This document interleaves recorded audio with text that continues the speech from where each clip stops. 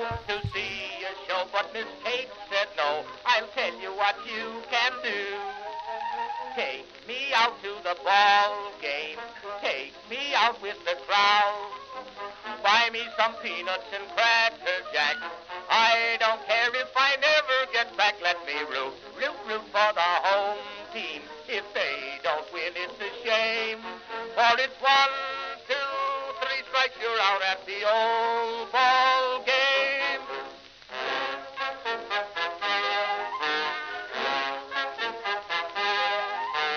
Katie Casey saw all the games, knew the players by their first names, told the umpire he was wrong all along, good and strong. When the score was just 2-2, Katie Casey knew what to do. Just to cheer up the boys she knew, she made the gang sing this song. Take me out to the ball game, take me out with the crowd. Buy me some peanuts and cracker jack.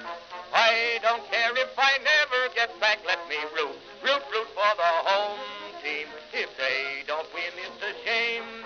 For it's 1, 2, 3 strikes, you're out at the old ball game.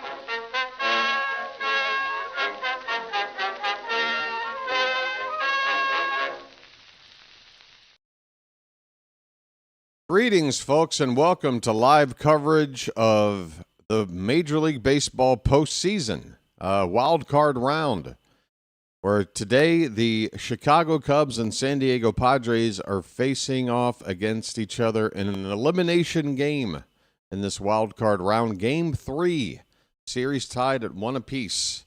Win or go home today for these two. 3 wildcard games are going on today with that same storyline. One going on right now with the Guardians and Tigers. The Tigers just took the lead in that one 2-1. That game currently in the bottom of the 6th. Tigers just took the lead in the top of the 6th on a Dylan Dingler home run. A solo homer to make it 2-1 Detroit. The Guardians are up to bat right now in the bottom of the 6th. And we will monitor that as it concludes, as it bleeds into this game, which will be starting here in about 12 minutes, I think. Right, how you doing, everybody? It's your old pal, the Bird Watcher here. People call me BW for short. That works for me. This channel is typically dedicated to Orioles baseball coverage only, but you might have noticed the Orioles season is now over, and this channel still needs to make some content. And I do enjoy watching October baseball, not as much as I do when my team is a part of it, but I still enjoy it all the same. There's a couple of teams I'm keeping an eye on. Mainly the team I'm kind of rooting for here is the Mariners.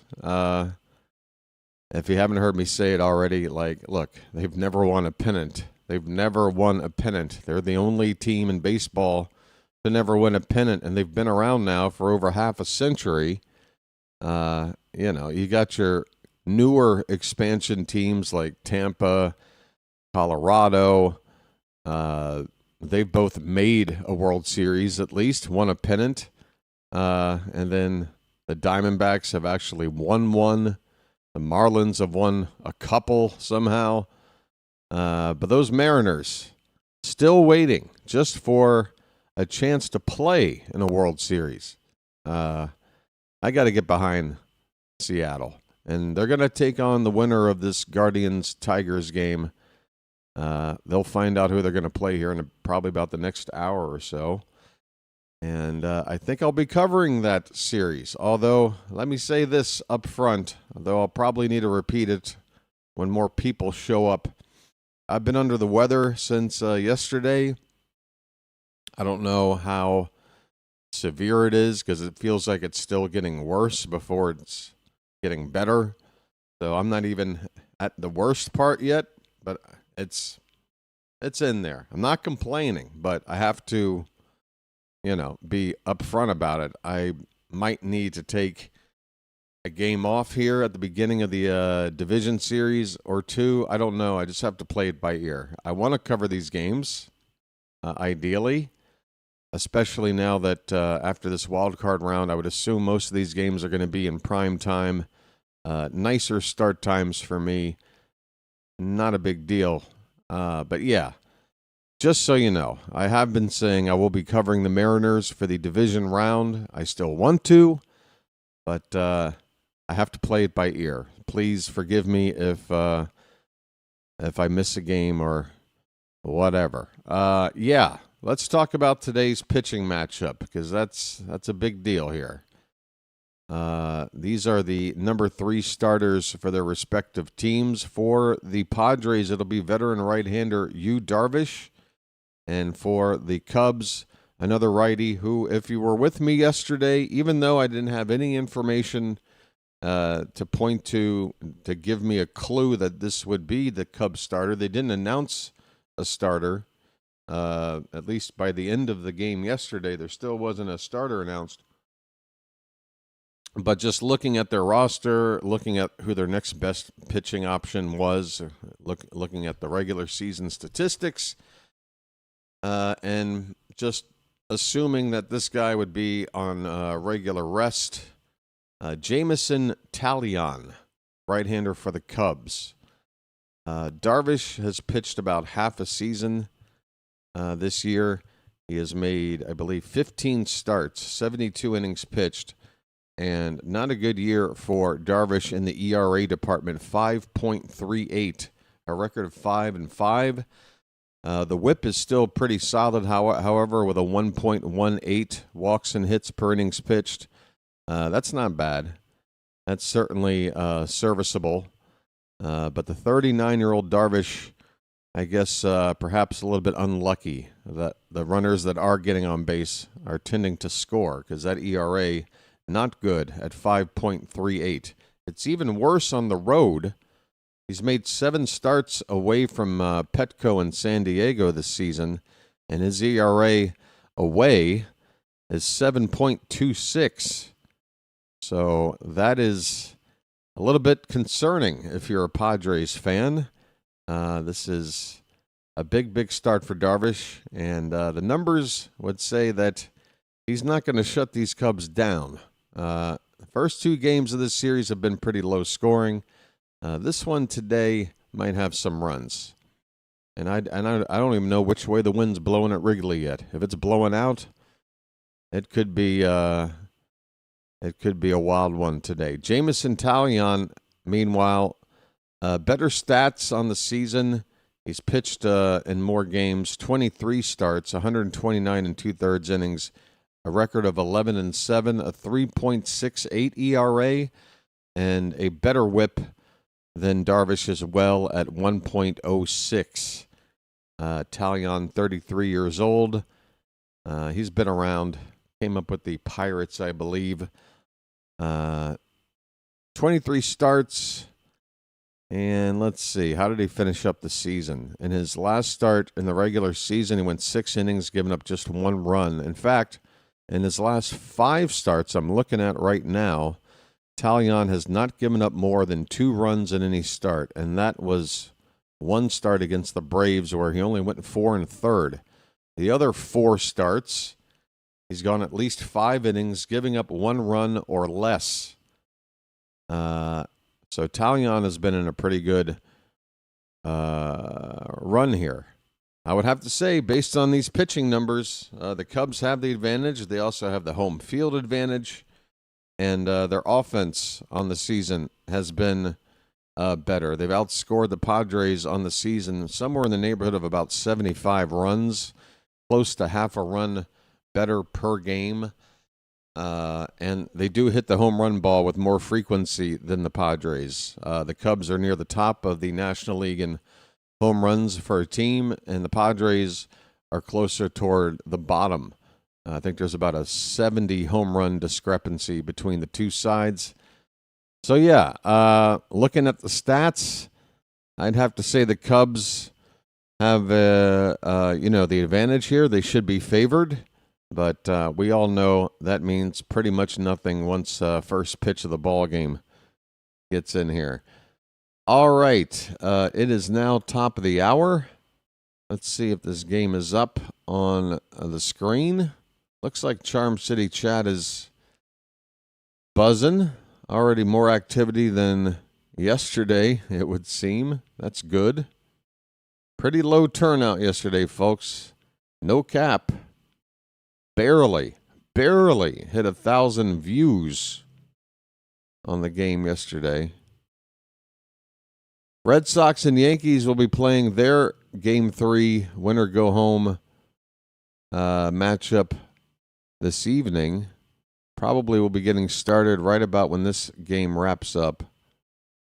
If this game does go longer than 3 hours, it might bleed into that Red Sox Yankees game, and I do plan on watching that. Not live streaming, but probably going to pick up some breakfast after this, come back and watch that game. Hoping for Boston to win. Although, honestly, I don't really mind if the Yankees move on either way, because the winner of that series is going to... Oh, wait, no. That winner goes on to play Toronto. All right, yeah, let's root for Boston. Let's root for Boston. There will be an American League East team in the championship series. That is for sure. Boston, New York, and Toronto. Somebody's going to have to get to the championship series. And that bodes well for Seattle, I think. I think the AL Central, it's competitive within itself. And I think the Tigers and Guardians match up pretty well with each other, but compared to the other divisions around, I don't think either of those teams won 90 games this year. I think they both ended on 89 wins, if I'm not mistaken. And a lot of, interdivision play with teams sort of just beating up against each other. I think the Central isn't all that strong. So I think the Mariners have to feel pretty good about the way the bracket works out, where they can skip the wild card round. They're going to be hosting the division round, and whichever team they face is from the Central. I think that's a better matchup for them. And then if you get through that, you're in the championship series. You're definitely facing a team from the American League East. And it'll be lit, as the kids say, I think. It'll be lit. Seattle versus whoever out of the AL East in the championship series. That's what I want to see. And I want to see Seattle win. None of this would matter if the Orioles had made the playoffs. If the Orioles were one of the AL East teams involved, then Seattle can, go piss up a rope for all I care. But what can I tell you? I got to hitch my wagon to something here in October, and the Mariners are it for me. All right. What's going on? Charm City chat. How you guys doing? Froggy, George, Chilo, Vonnie, Matt, William, Frank. Is that everybody? We've got like 24 people here. Okay, I was under the false impression that the room was a little bigger than it was. But perhaps folks will begin to file in slowly. Maybe a lot of people are not going to show up until the Guardians and Tigers finish up. Could be a couple of innings in. Right. What else is going on? I don't know. What is going on, folks? There won't be any baseball tomorrow. That much is for sure. And then on Friday night, or is it Saturday night? It's tomorrow is Friday. So Saturday night is the beginning of the division round. Again, if whatever's going on with me is a 24-hour thing, I should be fine. If it's not, I might have to miss a game. We'll see. I'm not too worried about it because I can't commit to calling the entire postseason anyway. I have to travel. I know I'm going to miss a game or two in the championship series. So I'm just going to, if you don't mind, just do what's best for me with these games coming up. I think it's a good idea. What's best for me? Right. Anything going on in Oriole land since yesterday? Not sure. Orioles notes on clubhouse attendance, World Series aspirations. World Series aspirations? Who's talking about World Series aspirations 2 days after finishing in last place? Can we talk more about how to fix what went wrong before we start talking about World Series aspirations? Are you kidding me? The end-of-season press conference Monday with President of Baseball Operations GM Mike Elias and interim manager Tony Mansolino covered such a wide range of topics that it's going to be referenced for weeks. The copy during a down period for non-playoff teams is stretched like leftovers, and every sentence gets dissected in the search for clues. Here are a few more items. What is Rock Kabatko talking about?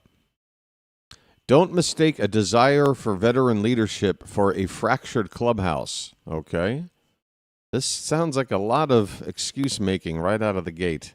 So we're gonna be explained why the things that look bad, at least optically, aren't really what they seem.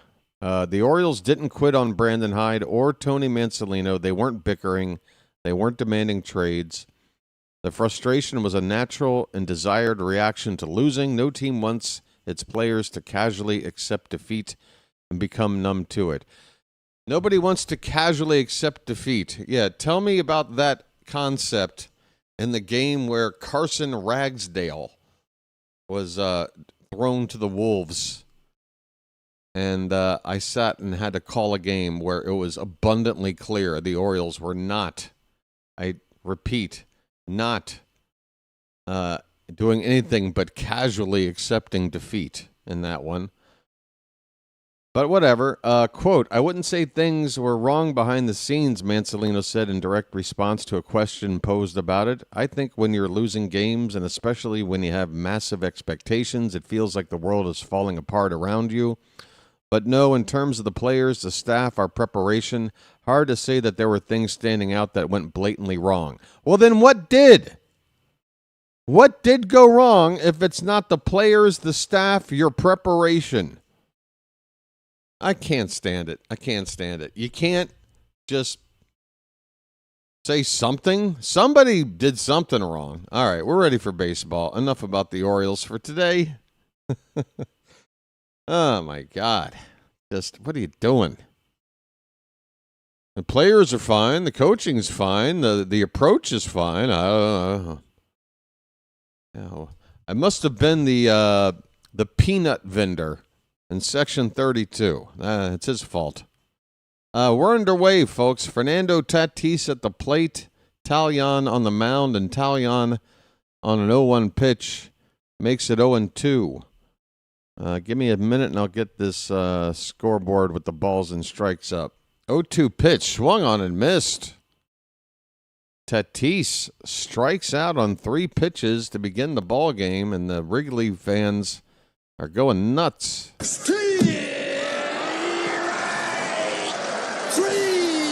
Good morning, good afternoon, and good night for Fernando Tatis.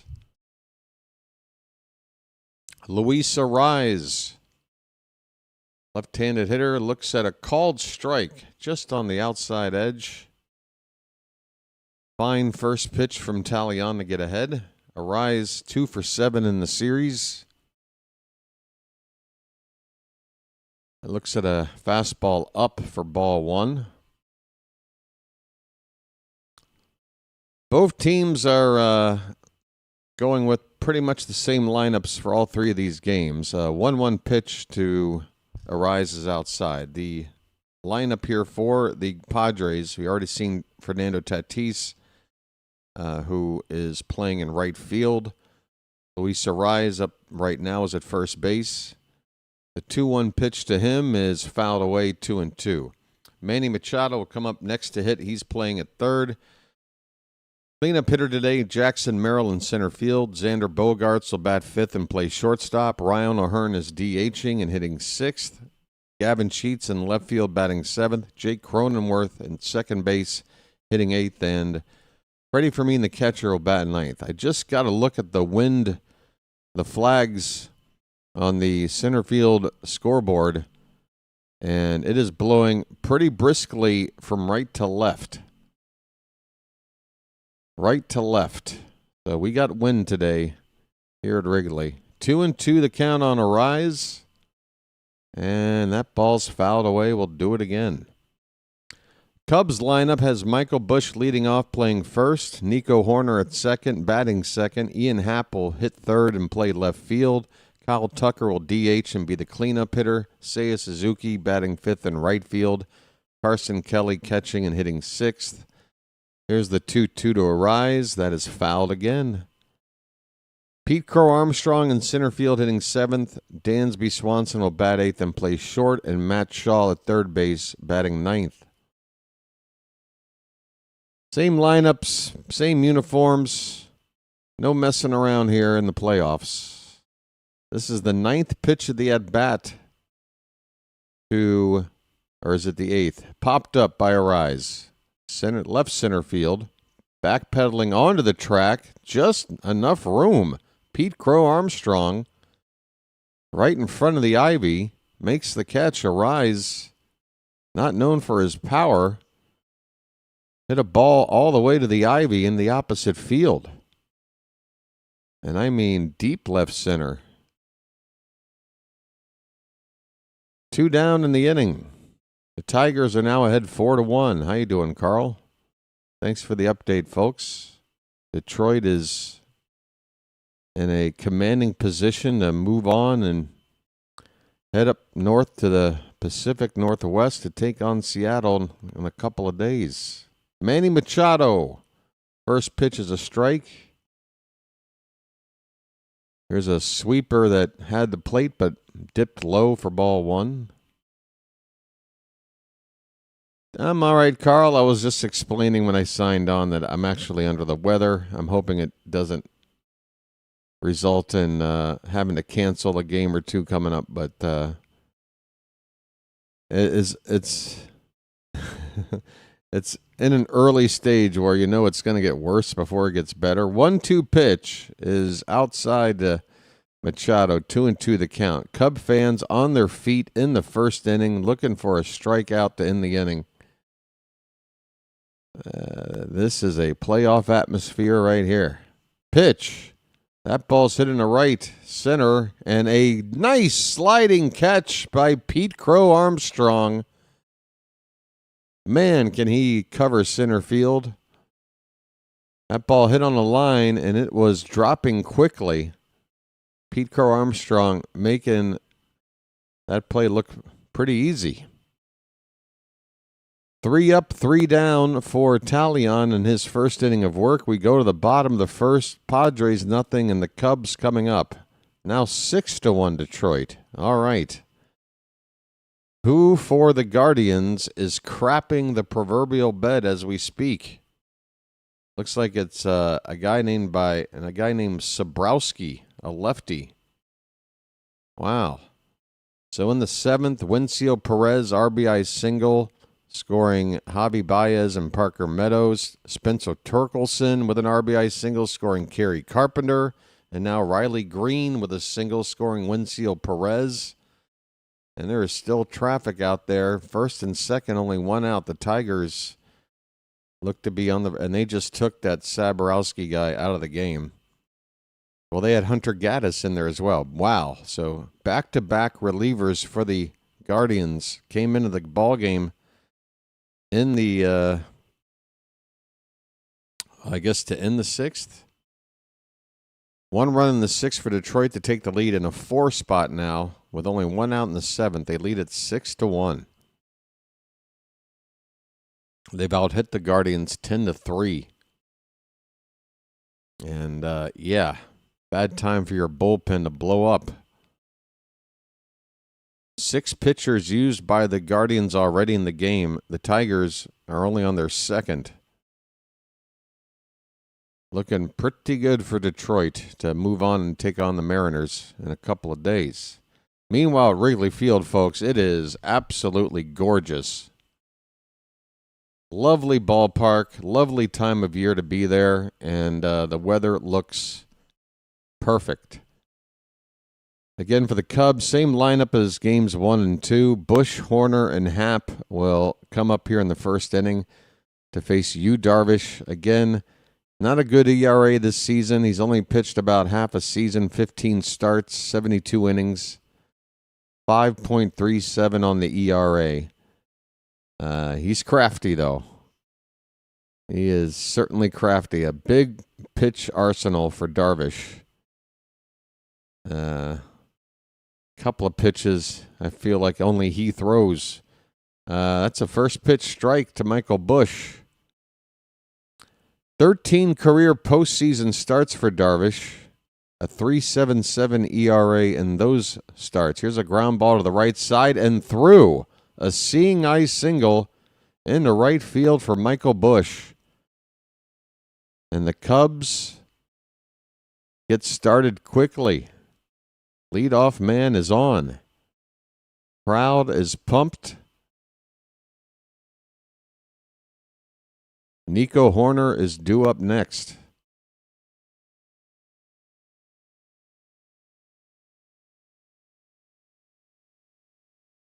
Horner hit .297 in the regular season. Check swing, and he went around, according to the home plate umpire, for strike 1. 3 for 7 in the first couple of games with an RBI for Horner. Contact hitter, only 7 homers on the season.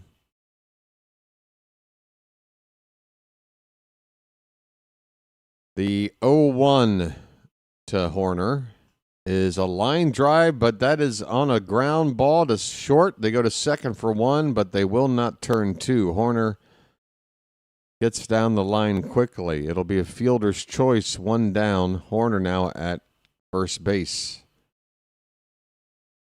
And a better candidate than Bush to steal a base while he's there. Horner with, I believe, 29 steals on the season. Let me see if I can quickly look that up. Ian Happ is at the plate. And he looks at a first pitch strike. Where can I find the stolen base numbers? Yep, 29, right on the money. In the past 3 seasons, he's stolen 43, 31, and 29. So he definitely knows how to swipe a base. He's on there at first with 1 out. And the next pitch to Happ is up and away. 1 ball, 1 strike. Happ hit .243 in the regular season, a switch hitter. Batting from the left side against the righty Darvish. That ball's fouled right there at the plate. Strike 2. So the Orioles' main broadcast team has been calling this entire series. I didn't even know until the end of Game 2 yesterday that was even the case. But I guess it was meant to be for me to pick this series. 1-2 on Happ. Darvish with a throw to first. Horner's back. Crowd groans.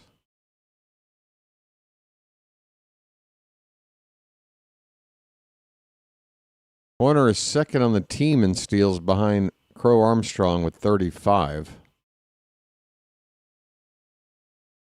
Swing and a miss. High cheese from Darvish. And Happ strikes out for the second out here in the bottom of the first. That'll get Kyle Tucker up to the plate.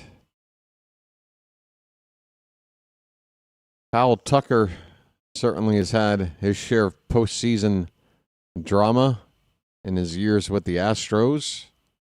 The 1 year Houston finally doesn't make it, here he is representing the Cubs. He takes a pitch a foot outside for ball one. Tucker likely going to fetch the biggest free agent contract of any available player in the offseason. 1-0 is fouled back. Count even up at a ball and a strike.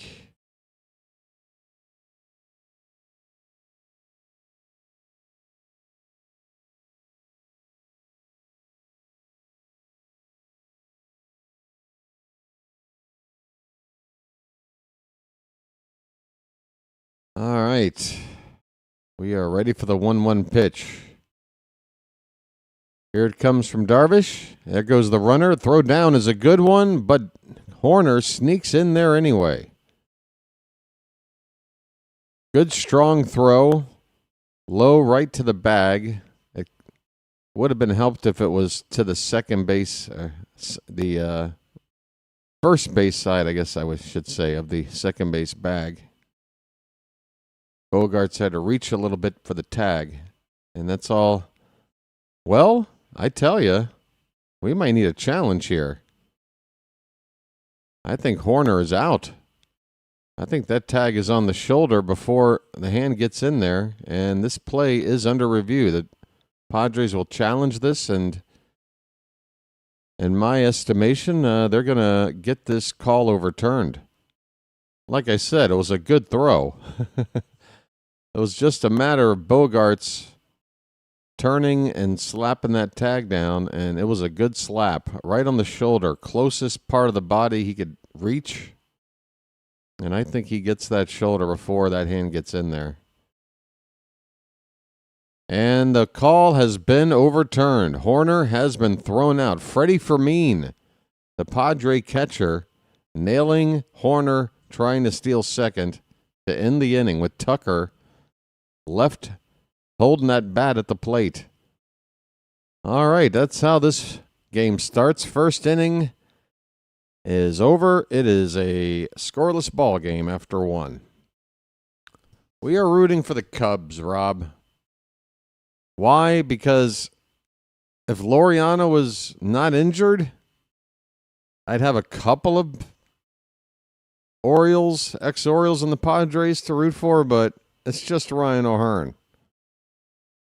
It's just one versus a Cubs team that, has always been my second favorite team. It's a distant second, don't get me wrong.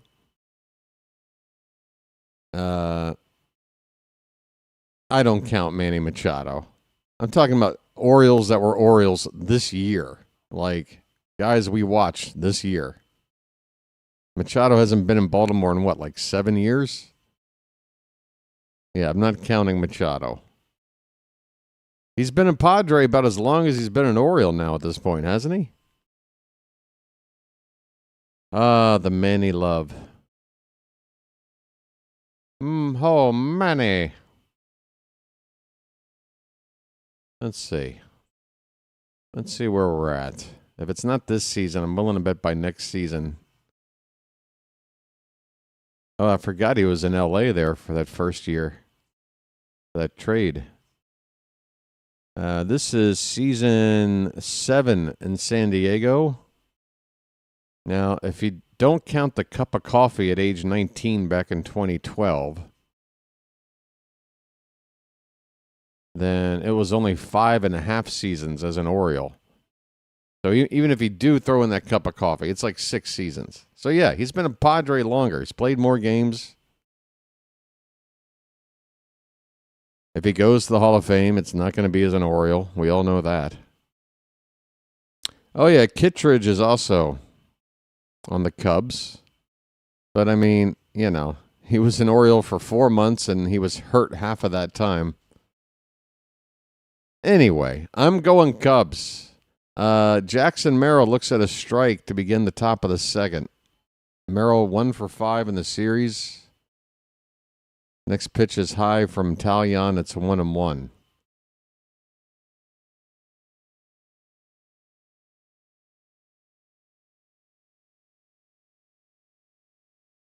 Swing and a miss on a changeup.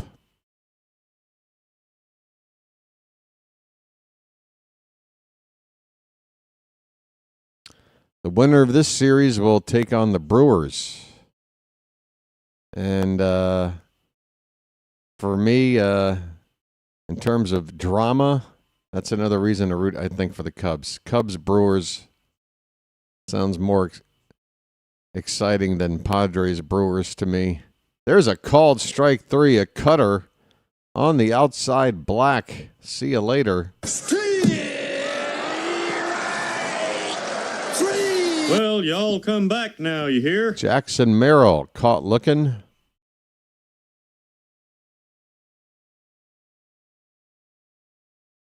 Good start to the game for Taillon. 4 up, 4 down. Here is Xander Bogaerts. Excuse me. Swing and a miss. High fastball.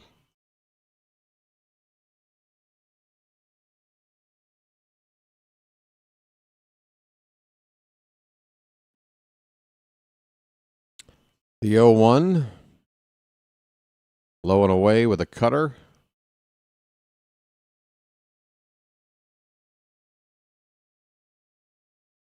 Well, look at these numbers. We've got numbers for Taillon when the wind is blowing left to right versus right to left. God, I love baseball stats.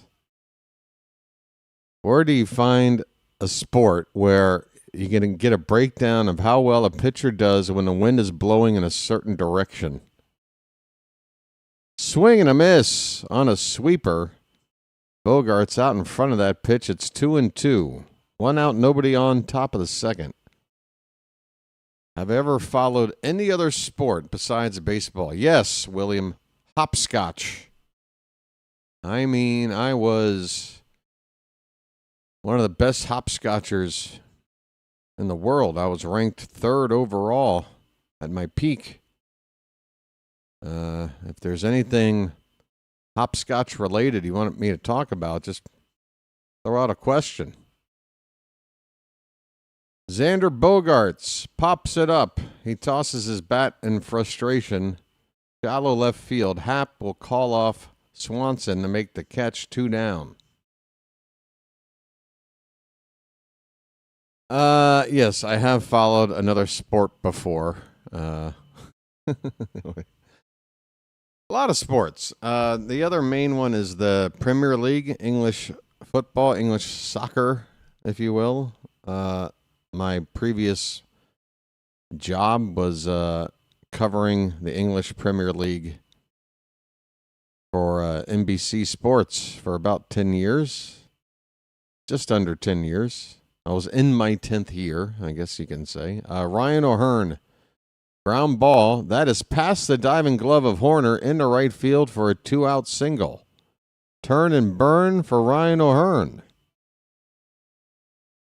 I think I nearly caught him almost using that turn on the sprinkler motion. Must just be a what do you call it? A Pavlovian response. Best soccer player in the world right now? I don't know. I mean, I guess you can't talk about Messi and Ronaldo anymore. Those days are over. And by the way, it was always Messi. 0-1 on Gavin Sheets. That pitch is outside. It's a ball and a strike. It's hard to pick a best player because positions and, most people are going to pick an attacking player, a high goal-scoring player. But a good central defensive midfielder that bosses the middle of the pitch, that's important too. We got a 1-2 count on Gavin Sheets, and the crowd here at Wrigley's on their feet with 2 out in the inning. The pitch, just a bit low. Tried to frame it, Carson Kelly, the Cub catcher.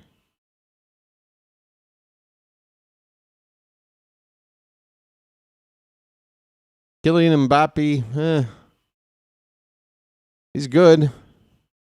If he's the best in the world right now, then I feel like we need something a little bit better.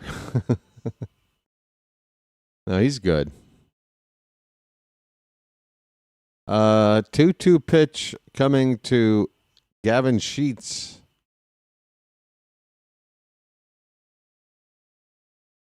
That is a swing and a miss. Taillon strikes out Sheets on a breaking ball to end the inning. The Padres get a runner on. He is stranded. Bottom of the second coming up, no score.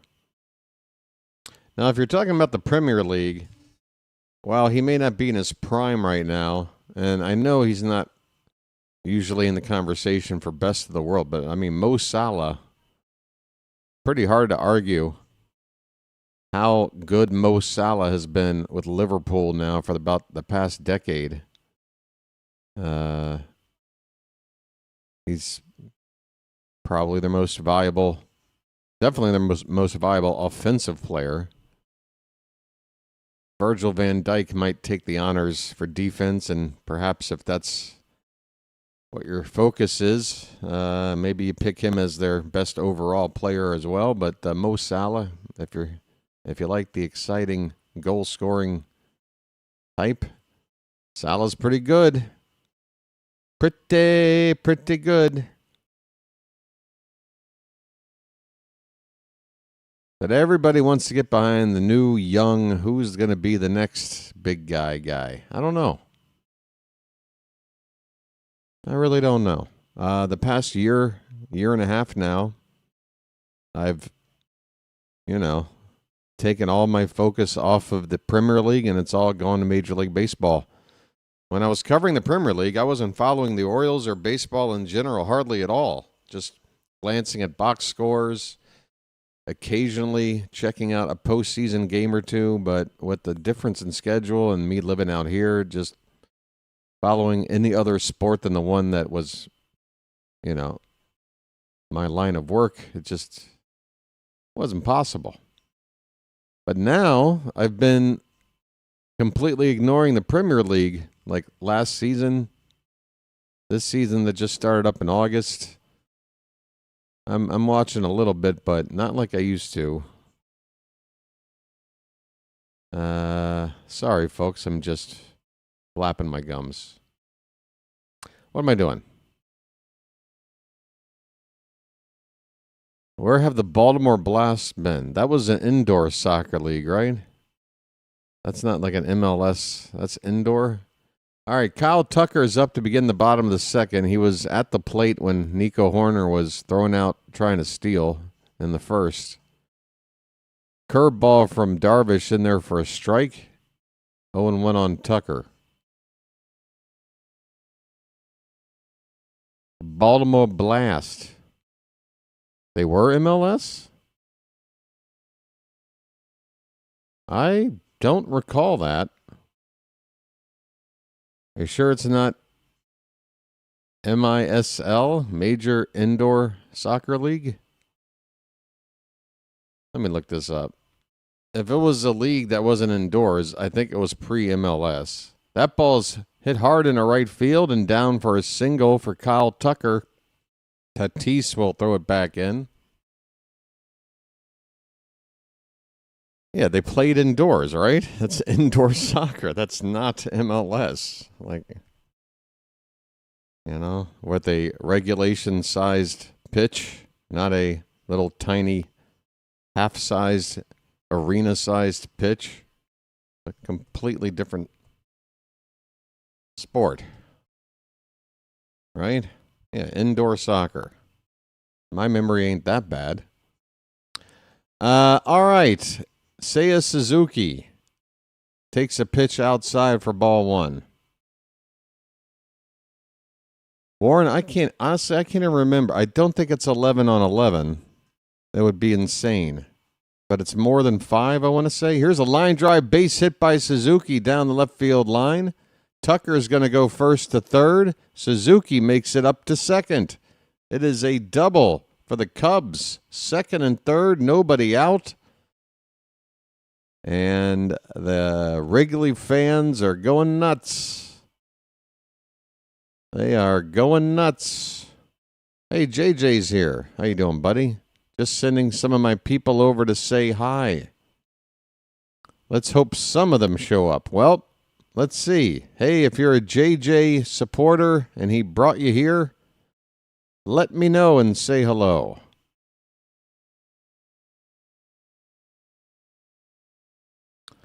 Well, you'd think Baltimore would benefit from moving the Blast to the MLS. I don't think it would. I think it would just be a whole new expansion team. I don't think they would incorporate the Blast into MLS. Again, it's two very different.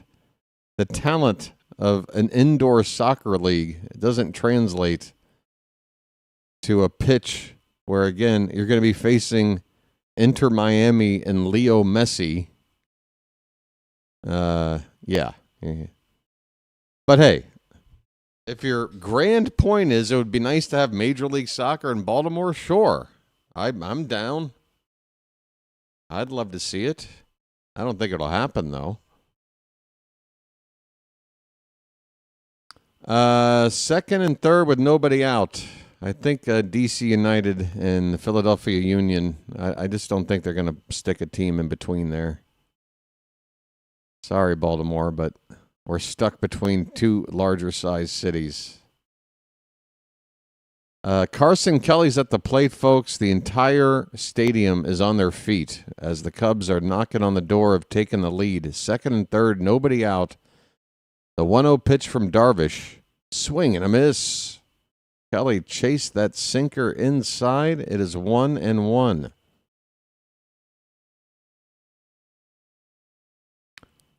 Come on, Rob. Just root for Tottenham. Tottenham, Baltimore. There's a lot of similarities there. There's a reason Oh, my. Kelly got hit by the pitch, and Darvish is self-destructing here in the second inning. The bases are loaded for the Cubs with nobody out. Kelly hit by a pitch on the ribs. My, oh, my. Golden opportunity for the Cubs. Pete Crow Armstrong coming up. And a visit from the Padre pitching coach. As Darvish is, as one umpire famously said, in the jackpot. Darvish is in the jackpot right now. Hey, Nick is from JJ. How you doing, Nick? Nice to meet you, Nick. Nick Nickerson. Now, do you happen to know a friend of mine named Chip Chipperson?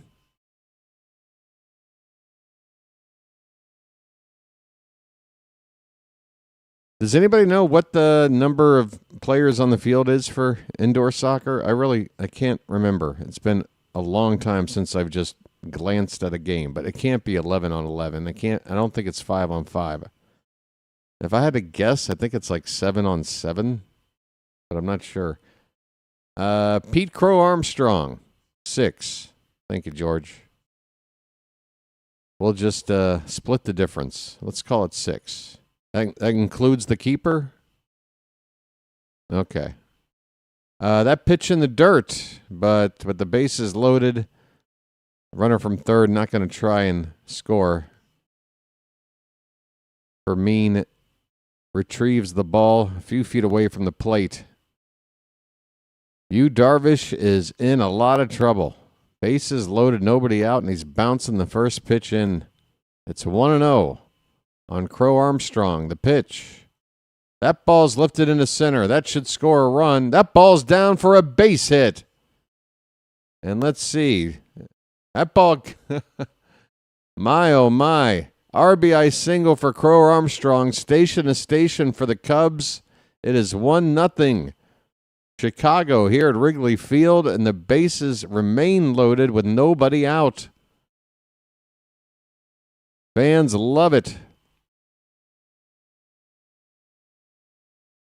Darvish has allowed 4 straight base runners to reach, and the Cubs have the lead.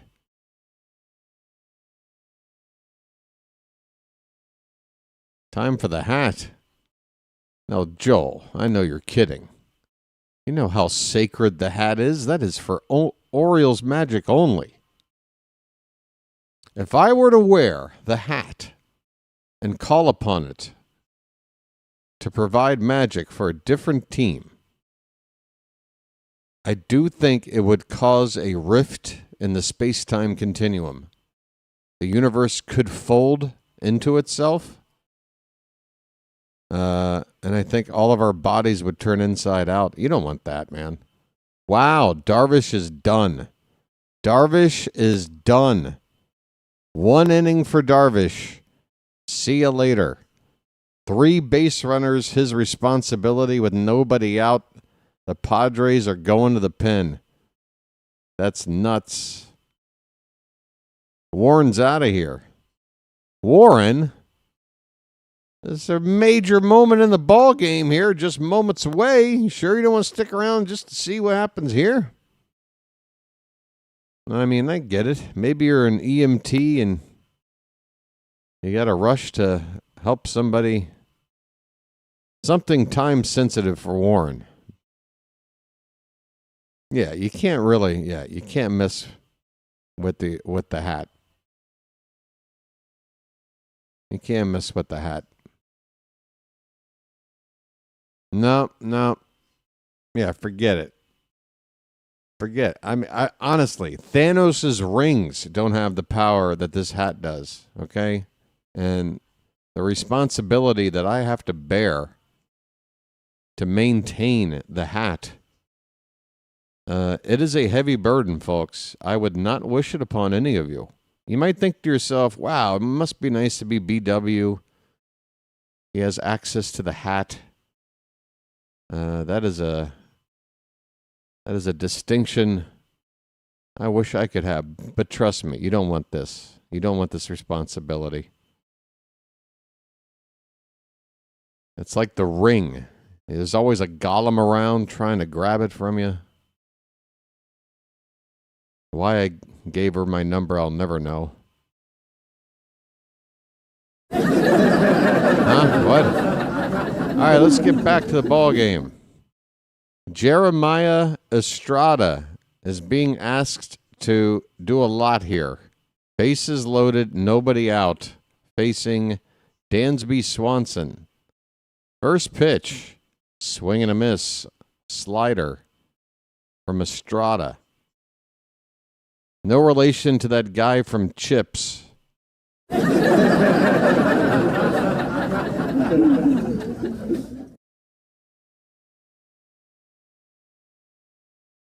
The 0-1 pitch is high, 1 ball, 1 strike.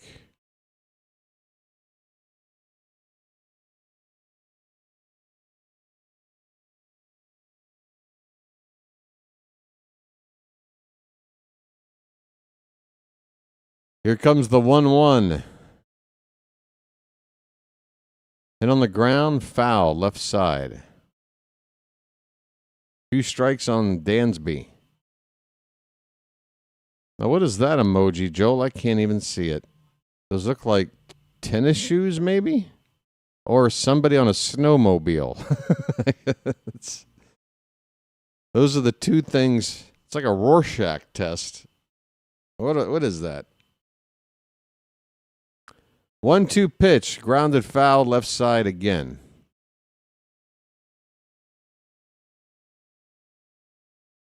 Cubs with a chance to blow it open. Oh, the Chips. Oh, those are motorcycles. Okay. Well, okay, snowmobile. I wasn't too far off. The 1-2 again bounces in there. 2 balls, 2 strikes. These Cub fans are worked up into a frenzy. It's a good thing they got a screen up to keep them all back. Looks like 28 days later out here. 40,000 rabid fans. Pitch. That is way high, full count, folks. San Diego, their season is on the line right now. Full count, nobody out with the bases loaded, a run already in. Swanson asks for time. He wants to soak in this crowd noise for a few extra seconds. Well, Phantom, maybe you're not, maybe you have 20/20 vision. To me, it just looks like something that's sort of shaped like a triangle. That is ball 4. Wow. A high slider walks in a run. It is 2-0 Cubs. Bases still loaded. Nobody out. Crowd insane. Folks, this Wrigley crowd is so happy right now that I don't even see anybody holding a beer. I don't see a beer in anybody's hand. What is going on here? Swing and a miss by Matt Shaw. Cubs number 9 hitter. Now, this is a big out for San Diego. Obviously, any out in this spot. But top of the order up next. Shaw fouls it away. It's 0-2. If you can strike him out here or get a double play ball, Padres could try and regroup after this. But if Shaw keeps it going, even with like just a sac fly, it's going to be pretty tough for the Padres. Here comes the 0-2. Swing and a miss. So there you go. Estrada does get the first out of the inning on a strikeout of the number 9 hitter. 2-run error by the Tigers, and the Guardians are back to within 2 runs at 6-4 Detroit. What inning you got there, George?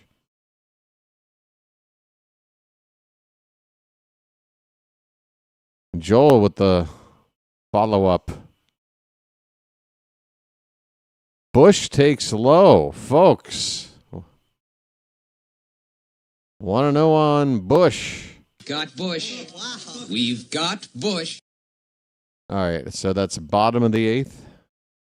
Swing and a miss. Not a good. Oh, that's the previous batter. Want to know on Bush, who had to hit his first time up. That's up. That's 2-0. And I tell you what. If you're the opposing pitcher at Wrigley Field today, you got to have nerves of steel because these fans are not letting up. 2-0 on Bush. Pitch. Swing and a miss. He got the green light. He got a splitter. And it was perfectly spotted. Low and in. For strike 1. 2 balls, 1 strike on Bush. The pitch. Fouled away, 2-2.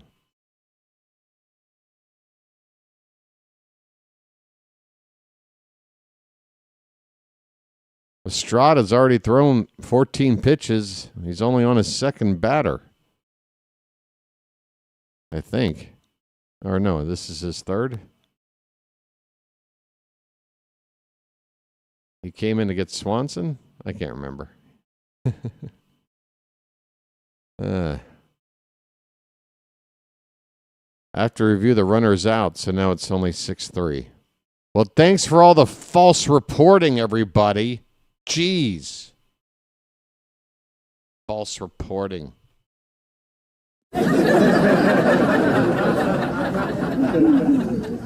That ball's stroked, but it's going to go foul down the right field line.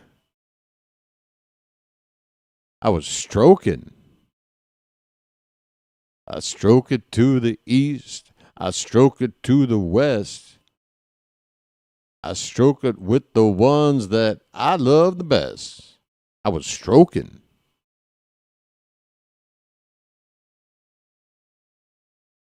Here comes a pitch. That's in the dirt. My, oh my. Nowhere to put him. Full count on Bush. I love a full bush. Got Bush. We've got Bush. Full count, I meant to say. I love a full count. Bases loaded, 1 out, 2 runs in. The 3-2 to Michael Bush. And Estrada steps off the slab. Scratches his crotch a little bit. Folks, you can't throw a pitch this important if your twig and berries are itching. You got to get in there and move some things around. All right, here we go. The payoff pitch. Hit on the ground. First base. They go to second for 1. Back to first. A double play. Just what the Padres needed. A strikeout and then a double play. Jeremiah Estrada. What a performance. He does come in and give up that walk to force in run number 2, but that's it. This could have gotten ugly for San Diego. They come out of this pretty good. Maybe you could even say the momentum could swing after that. That's the one thing about being so jacked up in the crowd and making so much noise. If your rally ends like that and you don't open up a big lead like you feel like you're about to, that can shift momentum, folks. We will monitor. Yes, we will. Folks, I'm going to step away for a sec, heat up some water to add to this tepid coffee I'm drinking. Hang in there. I'll be right back. Please hit the like button and subscribe if you haven't done it already. It's free. It's no commitment, no obligation, no salesman will visit your home. Step right up. All right. Great. Thanks.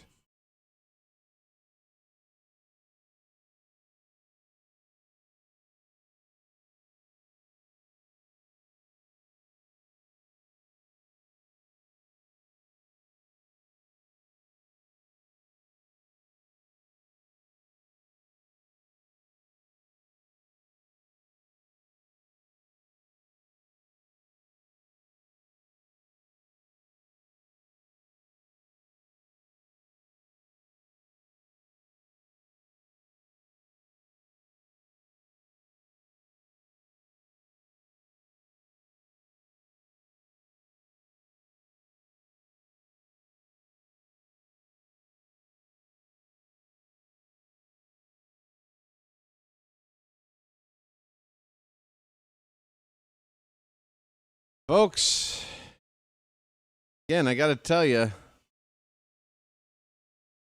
that double play ball could mean everything for the Padres. And these Wrigley fans, I only need to mention 2 words to let you know what I'm implying here. Steve Bartman.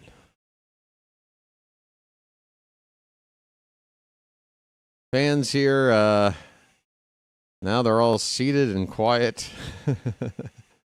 Like a completely different place.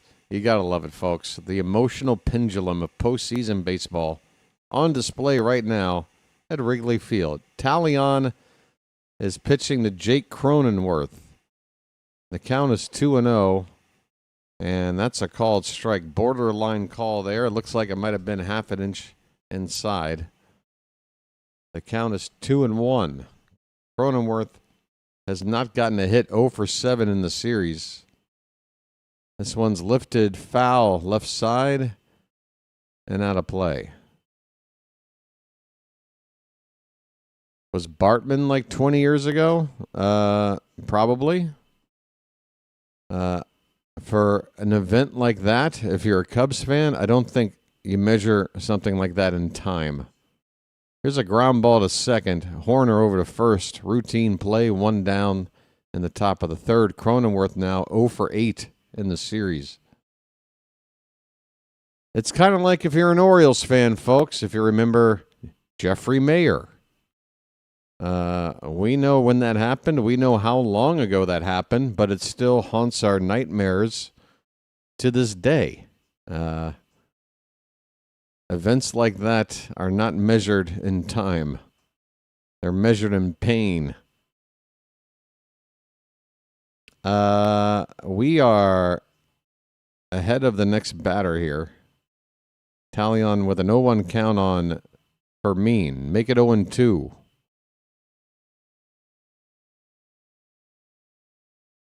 First pitch strikes to 8 of the first 9 batters for Taillon.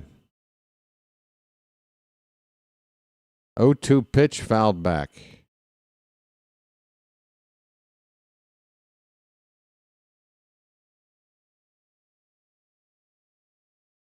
I don't know how anybody can 100% be sure that that's true, but okay.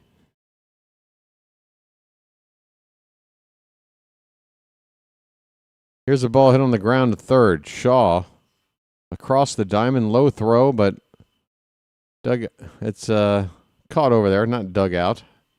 Handled over there, I should say. For out number 2. Taillon is cruising here. 8 up, 8 down. I take that back. It's not 8 up, 8 down. It's whatchamacallit. He's gone 1 over the minimum. That's right. Ryan O'Hearn had the base hit.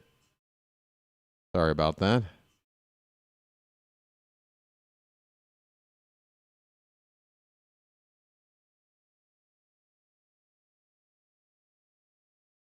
All right, here's Tatis.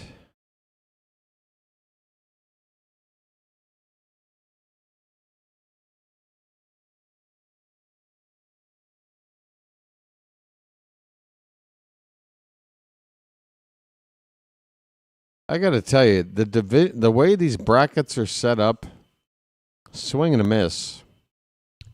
First pitch to Tatis. I mean, I play my MLB The Show video game a lot, and I've seen a lot of playoff matchups. Swing and a miss 0-2 on Tatis. He struck out his first time up. He's in danger of doing it again, and the crowd on their feet. 2 down, nobody on, the 0-2. Swing and a miss. Tatis, just like his first at-bat, 3 pitches. The third one just waving at a pitch, low and away, completely out of reach. I mean, Tatis looks like an amateur up there, these first 2 at-bats. Taillon, nice response after the Cubs rally cut a little bit short. I mean, they should be happy with a 2-0 lead, but it could have been a much bigger lead. But Taillon keeping it 2-0 with another solid inning of work. That is now 4 strikeouts, half of those Tatis. You still think I sound like John Miller? Say Nomar Garciaparra a couple of times to see if I'm right. Nomar Garciaparra. I don't sound like John Miller. His voice is very distinct. Now, the cadence might be a little similar. The personality might be a little bit similar, but the actual voice, I don't think so. Everybody loves bringing up MVP baseball. Is that the one with Manny Ramirez on the cover, 05? A lot of people say that was the best one. I had that game. I played the hell out of it.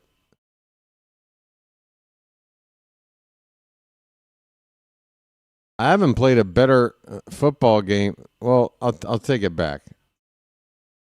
Tecmo Super Bowl, to me, is the best football game ever. It still plays great. It's a great pick up and play, Tecmo Super Bowl. But of the more modern games, I don't go Madden. I go to, what is it, 2K something. When ESPN was putting out NFL games back in the aughts. I want to say this was around like 05, maybe 06. Really good game. I liked it so much better than Madden. But then I guess, the rights to license the players' names and all the stuff, logos and all that.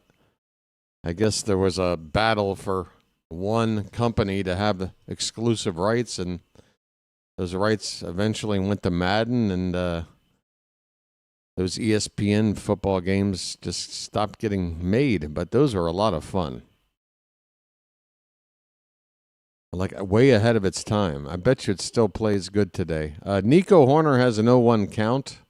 This one's tapped over the mound. Shortstop. Bogarts, low throw, but handled by a rise, 1 down.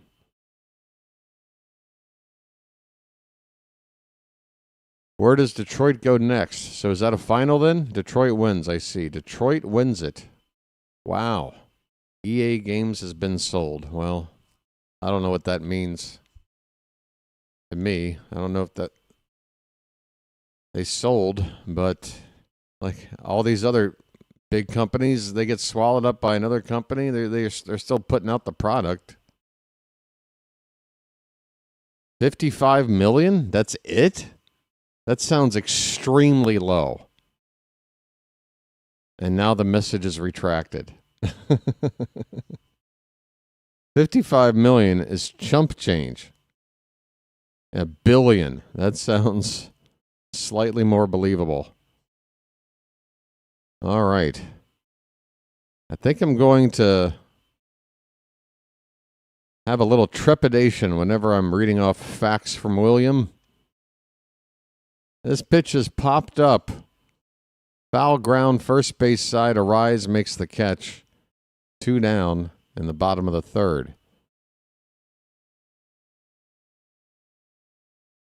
Well, I'll say this. When it comes to EA games, I mean, they can only get better. Because what I can see is just a company with a monopoly on certain sports games that don't have much incentive to work hard to improve on those games. I think they just keep putting out the same game with the most slightest tweaks and then convince you that you should be paying $75 for this.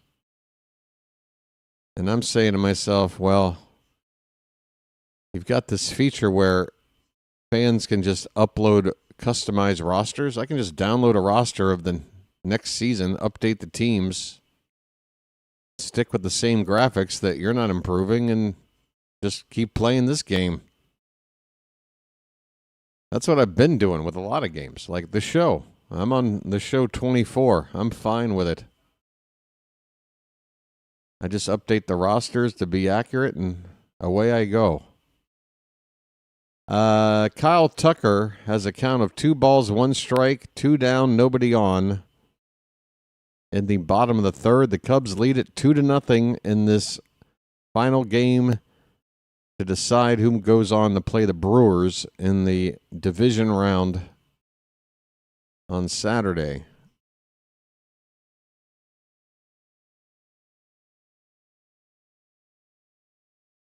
The 2-1, that's a line drive over the glove of Bogarts in the left field, a base hit.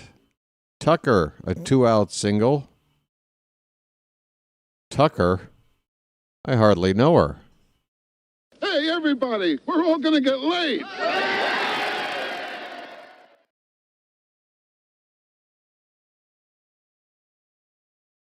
Or was that Machado playing over near the shortstop area with the shift on, jumping to try to make that catch? Might have been Machado. Big shift. Okay, here's Seiya Suzuki. Base hit his first time up. A double back in the second inning. That's just it, Joel. I think I'm going to play the show 24 for a long time because it has Baltimore. It's the final version of the game with Baltimore, and I prefer it. I get to build a team utilizing those dimensions, emphasis on outfield defense, and some team speed. You got to see BW GM a team, Joel. It'll be happening here in just a few weeks. All winter long. Boy, will everybody be excited. It's going to be the biggest thing since Mr. Beast.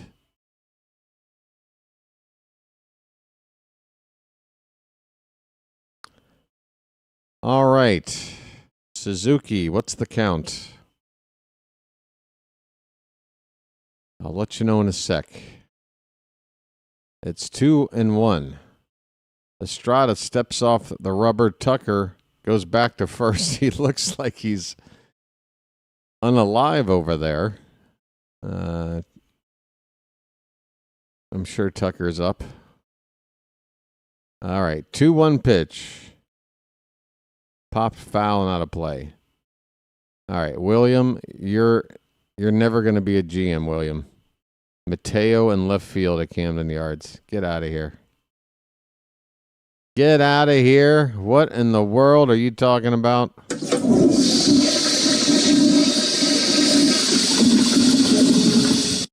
Cows are in left. Cows are in left. Yeah, 99 speed, I know. But you need more than just speed to play the outfield. There's a called strike. And Estrada strikes out Suzuki looking to end the bottom of the third. Cubs get a hit. They leave a man. We go to the fourth. 2-0 Chicago. Yeah, Mateo for me, if I'm playing on a team with him, he's a pinch runner, and that's it. Pinch run. And I throw Cowser over and left.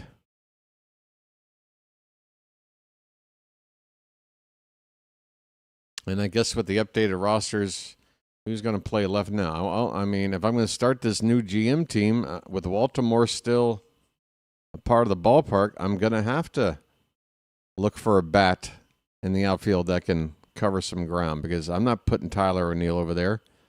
I don't think I'm going to put Beavers over there. Mullins is gone, so Cowser's in center. Or maybe I can trade for a center fielder and put Cowser back in left. Sorry. Royal PETA, long time no see. How you been? I need a lucky strike, folks. Have I had one recently? I think I have. You know what I got? I got some leftover Thai food here. Just like an omelet. Got some vegetables and stuff cooked into it. Now here's the thing, folks. This omelet probably got some chili flakes in here. I might be desperately looking for some water. Mere moments. Apologies in advance.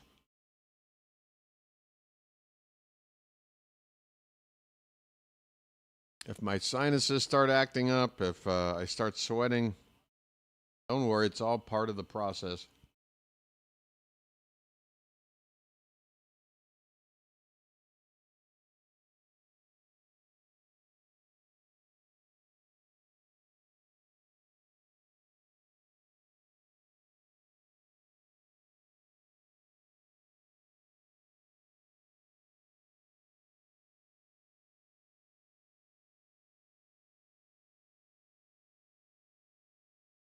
Boy, Eddie Vedder has been here all series. All right, top of the fourth.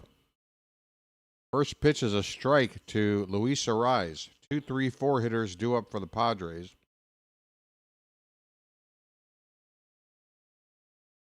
Next pitch is low.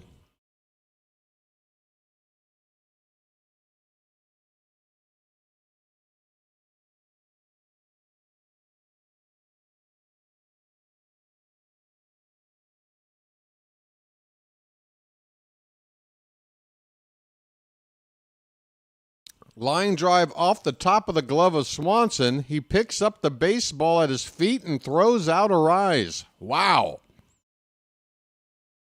Dansby Swanson. Never give up.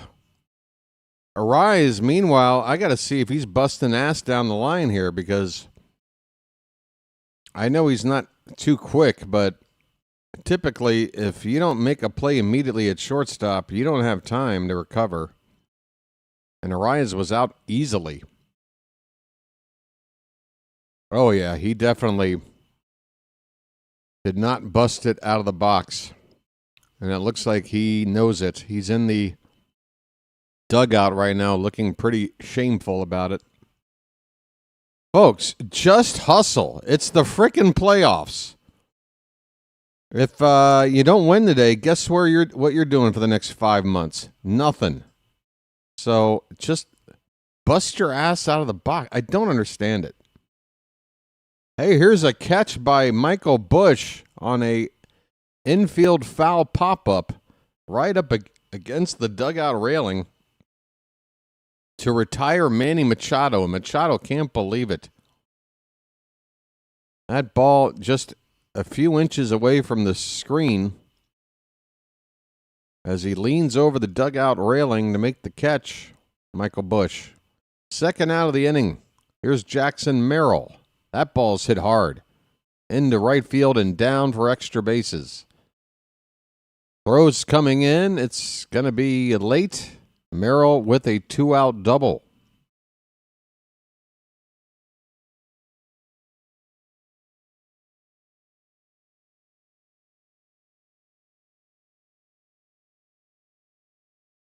Hold the line. Bow, bow, bow, bow. Love isn't always on time. No, no, no. What went wrong with the grunge era? I don't think anything went wrong. It was an era. It had its day, and then it faded away. I think what went wrong is that, speaking of Eddie Vedder, there are too many bands coming out trying to sound like Eddie Vedder's vocal style, and it was starting to get annoying and oversaturated. And that seems to happen a lot. Something gets popular, other people want to copy it. Next thing you know, everybody's sick of whatever it is. This is a foul ball on the third base side by Bogaerts. Close to being a fair ball, fielded by Matt Shaw over there, but it is foul. 0-2 the count.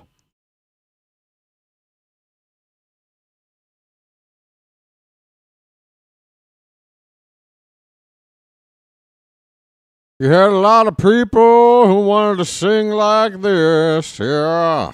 Everybody had to have that affectation on their voice. It's sort of like a southern drawl, and you gotta sing like this, yeah. Add in a few her-hars and her-hers and ha-her. Yeah, it just kind of, you know. Oh, sorry, Joel. I didn't realize. Why am I now just finding that out? 1-2 the count on Bogaerts. That pitch outside. 2 down in the inning. Cub fans are applauding, looking for strike 3 to get this inning over. Pitch. Low and away. 2-2 on Bogaerts. Bogaerts.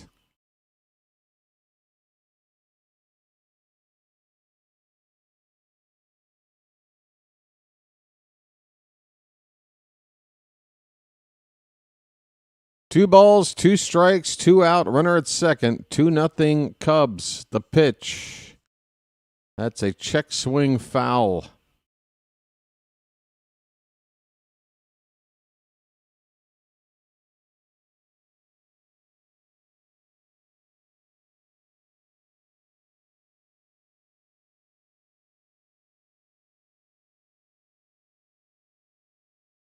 Another 2-2 coming.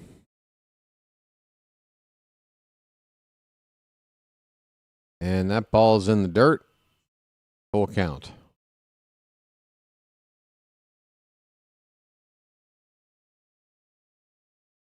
Okay.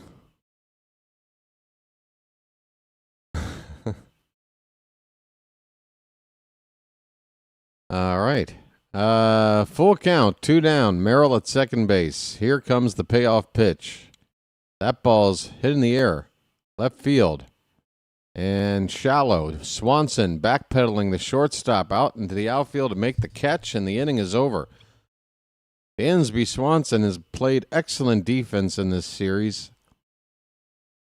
That wasn't necessarily a highlight, but just another solid play by Swanson. We go to the bottom of the fourth. Padres are being shut out by the Cubs, 2-0 Chicago.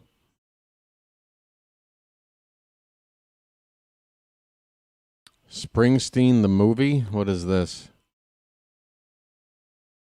Finally, a biopic about a musician. It's about time. I'm still waiting for that G.G. Allen biopic. One of these days.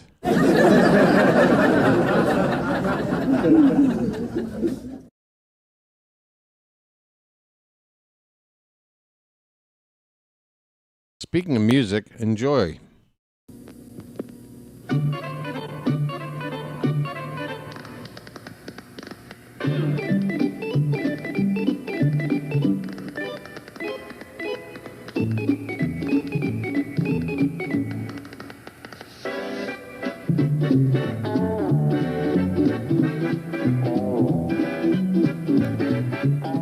He met a strange friend in the Chesapeake Bay when Monday the Monster... Woo. Oh. Okay, I just bit into a chili. There's one. Woo. I got the vapors. Hold on, folks. Water is needed. Stand by.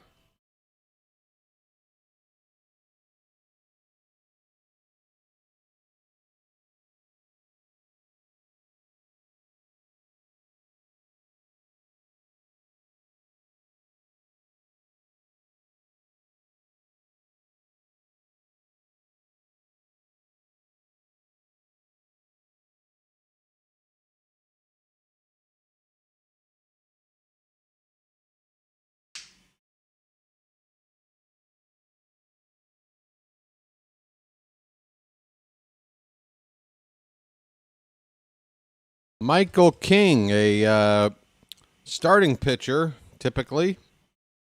15 starts on the season, is coming in relief for the Padres here in the bottom of the fourth. Michael King, right-hander, in the ballgame. He's facing Carson Kelly. It's the 6, 7, 8 hitters due up for the Cubs. And the count is 0-1.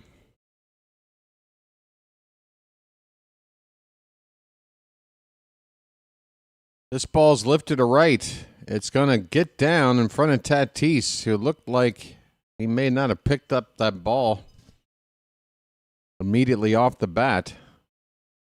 It is a bloop single for Kelly to lead off this inning. Bottom of the fourth. Hey, Sean Finns. I was watching L.A. on a dude that covers Phillies. And he said to catch your channel. Well, Sean Finns, you've been here before. I recognize your name. We're not strangers. How are you? Swing and a miss by Pete Crow Armstrong. Yeah. Yeah, you're talking about JJ, I'm sure. And we're colleagues. I'm always talking about him and vice versa. But thanks, man. Up and away to Crow Armstrong. The count is a ball and a strike. Cubs lead it 2-0 in the bottom of the fourth. 2 runs for Chicago came in the second inning, sorry. A bases loaded walk to Dansby Swanson scored Seiya Suzuki, and a RBI single by Pete Crow Armstrong scored Kyle Tucker. That's where we are, 2-0. The 2-1 to Crow Armstrong. Runner at first, nobody out. Outside, 3-1.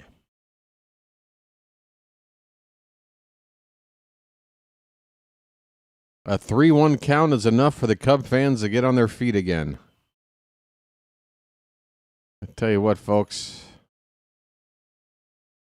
These fans are hungry. That's a strike, full count.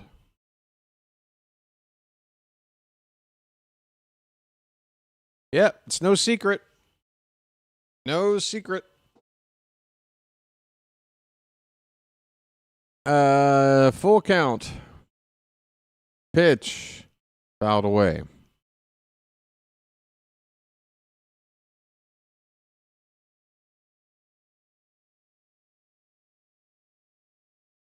We are in the bottom of the fourth inning.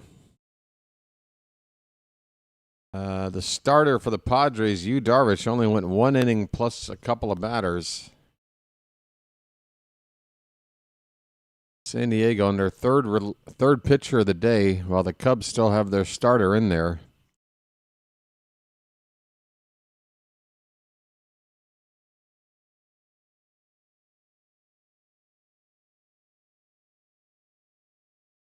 All right, the payoff pitch to PCA, swung on and missed.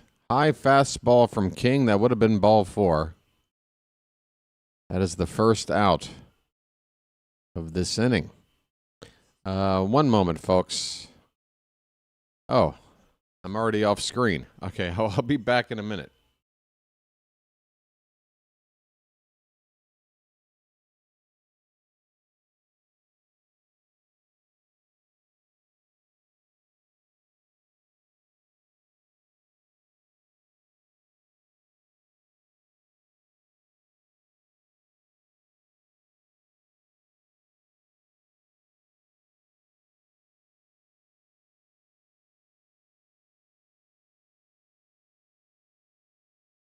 Dansby Swanson took ball 1 on the first pitch. Next one is in there for a strike. 1-1 on Swanson.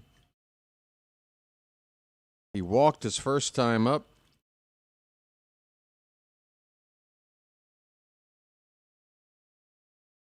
The 1-1.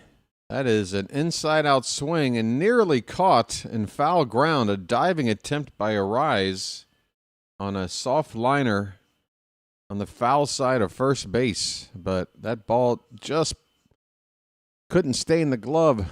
Just needed 1 more inch of wingspan to get to that ball for Arise. It is strike 2 on Swanson.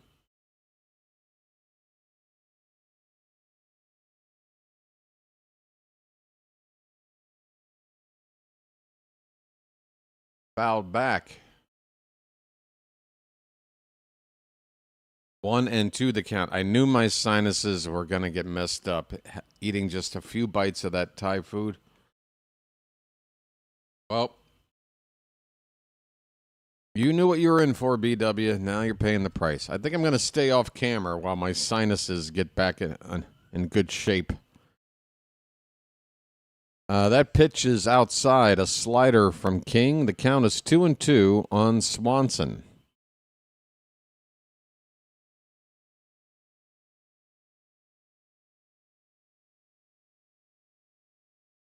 Runner at first, 1 down. The pitch, swing and a miss. A changeup below the zone.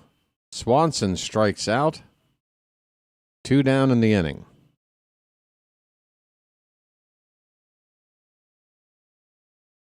Well, I said that I don't have a gun. No, I don't have a gun. Memory.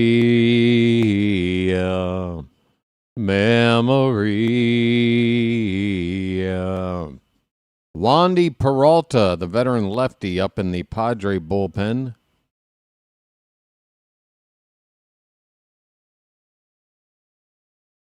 Matt Shaw at the plate, 1-0 pitch to him is a strike. 1 ball, 1 strike on Shaw. He struck out his first time up. That was with the bases loaded.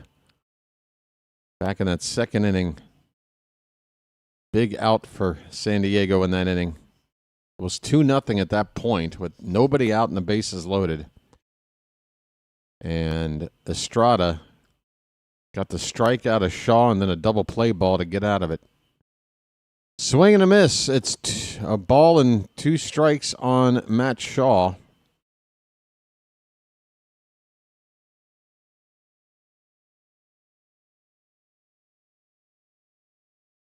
King's next delivery. Swing and a miss. Oh, a sweeper. A filthy one on the outside corner. And a swing and a miss to end the inning. King comes in. Does his job. I don't know how long they're going to stick with him. I mean, he's a starter. He can definitely go more than one inning. But I don't know how they plan on using him for the upcoming series if the Padres were to advance. I don't know what they want to do with Michael King today. Boy.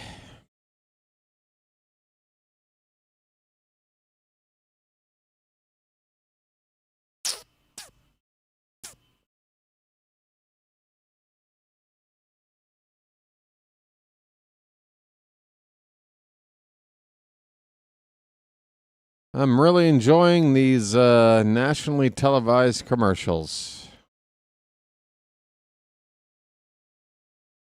Plans starting as low as $25 a month. What does that get you? A couple of aluminum cans and some string?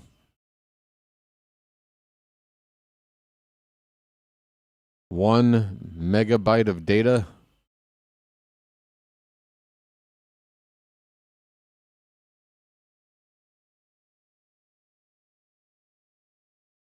She eyes me like a Pisces when I am weak.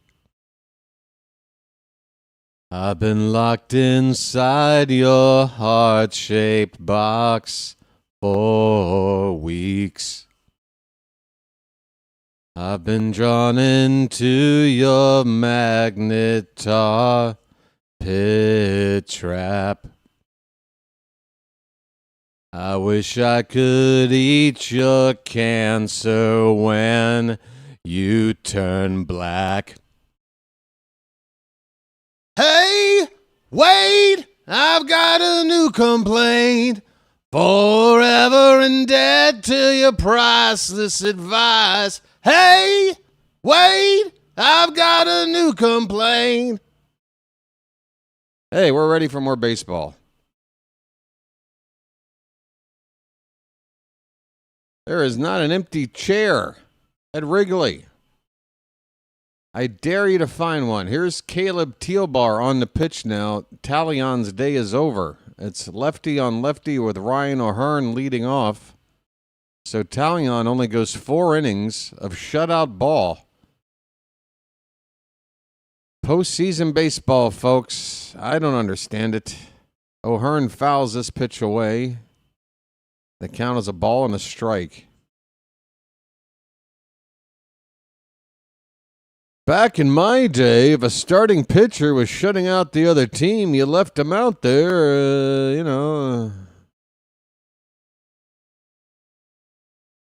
Swing and a miss. 1-2 on O'Hearn. Tealbar. The first reliever of the day for the Cubs. Pitch. Curveball called. Strike 3. Ouch. That had about a 3-foot break from top to bottom. And the ump rings up O'Hearn on that pitch. Right on the bottom of the zone. Very, very tough. 1 away. Here's Gavin Sheets, another lefty.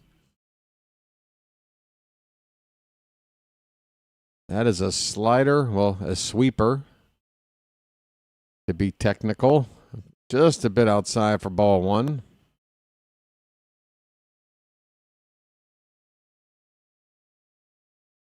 Hit on the ground towards second. That is past the diving glove of Horner in the right field. A 1-out single for Gavin Sheets off the lefty. If Ramon Laureano were healthy, surely it'd be Laureano hitting in Sheets' spot in the outfield and against a lefty like this. But Sheets gets the chance and comes through. Gets the tying run to the plate. Jake Cronenworth, third straight left-handed batter. He takes a strike. Cronenworth is 0 for the series. 0 for 8. He needs to do something here to help out his team.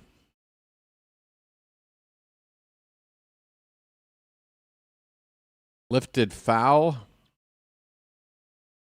It bounces off the screen behind the plate.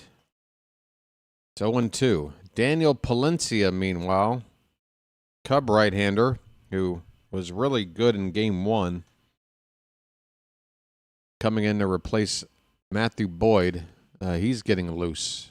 Pitch outside by Taillon Cronenworth. The count is a ball and 2 strikes. Hey, there's a beer. I caught a Cub fan with a beer.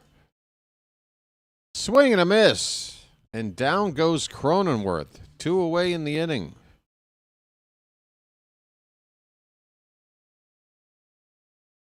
All right. It's like I'm afraid to look. Folks, can we get the likes up to 50? We're really close. Keep on keeping on with the likes, if you don't mind.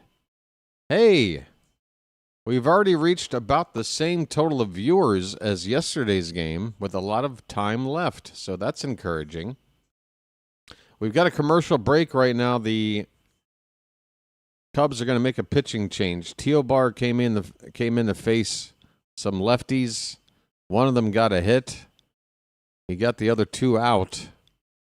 And now Palencia likely going to come in to face the right-handed bat of Freddie Fermin. All right. Folks, let me look at this MLB postseason schedule. Mariners game 1 tomorrow. So it's still to be determined. We have no set times for any of these games yet, starting, well, not tomorrow, but on, oh, wait a minute. Tomorrow, nobody's playing, right? Friday is an open day for everybody. So it's saying tomorrow for me because it's already Friday here where I am. It's 5:32 a.m. Almost morning time here on Friday. So, yeah, Saturday, all 4 potential division round games have not been decided in terms of start times. Even the ones that we know the matchup, Phillies, Dodgers, still don't know. Car Fox. Oh, it's like the Geico Gecko, except it's a fox. That should be a good mascot for the next 35 years. Where are you? What? Where are you? Who are you? Where are you? Why are you? When are you?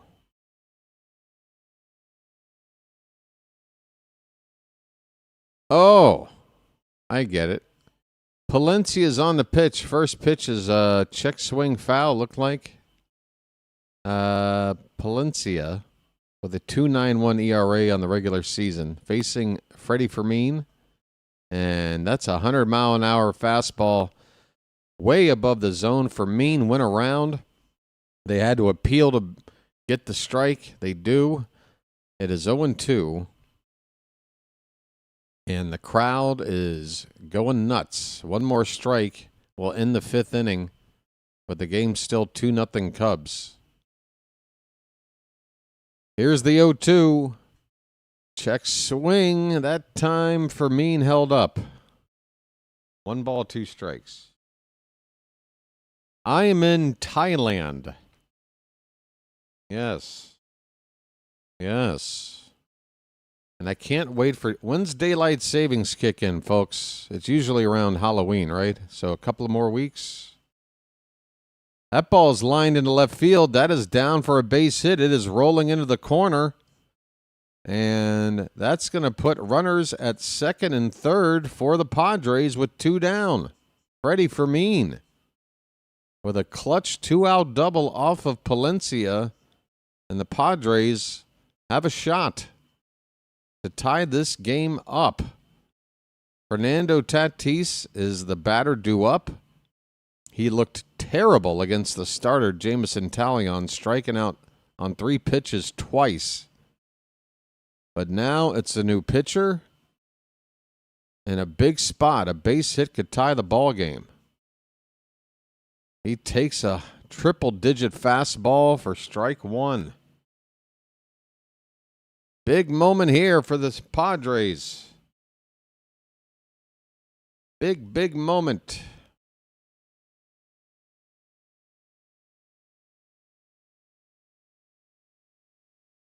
Check swing, and that goes foul. I always want to say growing up that daylight savings kicked in the weekend before Halloween. Because I would always remember that, like, oh, wow, it gets darker earlier. We can go trick-or-treating like at 5:40 instead of 6:40. That pitch is way off the plate to Tatis. The count is a ball and 2 strikes. 2 officially? Oh, November 2. Okay, thank you, Carl. Tatis with a fly ball to right. It's a can of corn for Seiya Suzuki, and this inning is over. The Padres. Oh, man, look at Palencia. He's pumped. Padres got a double from Freddie Fermin and had their best opportunity to score today, but they cannot cash in. 2 runners left in scoring position. We go now to the bottom of the 5th. This game's only half over, and it's just a 2-run game. Cubs on top, 2-0. So that means, yeah, we'll be completely through all of baseball season before.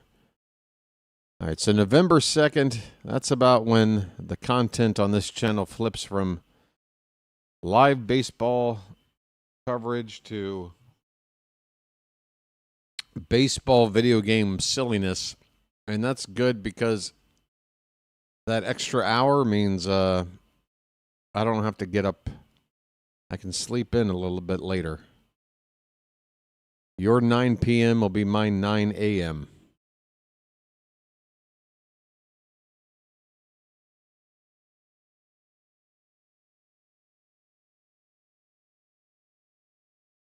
The Smashing Machine.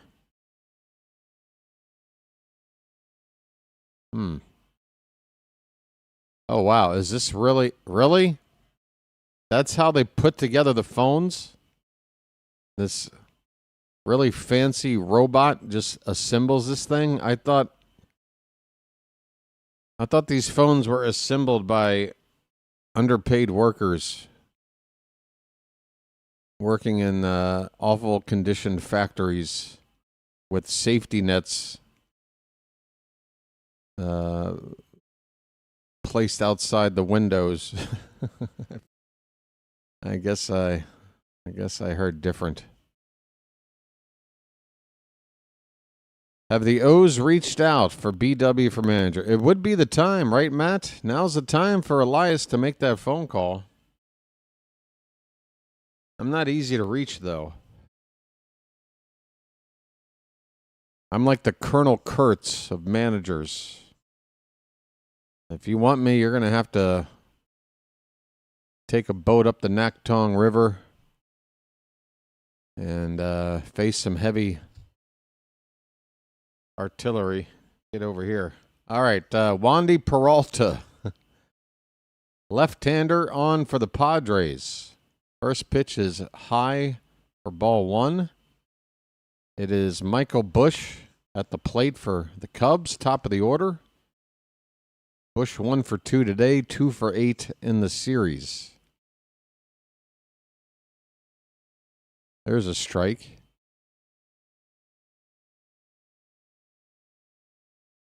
I don't think Elias stepped down. I think Elias stepped up. That pitch low and in the Busch. 2 balls and a strike. 2 balls on Bush? Got Bush. We've got Bush. I know a couple of streets in town where that's definitely true. Got Bush. We've got Bush.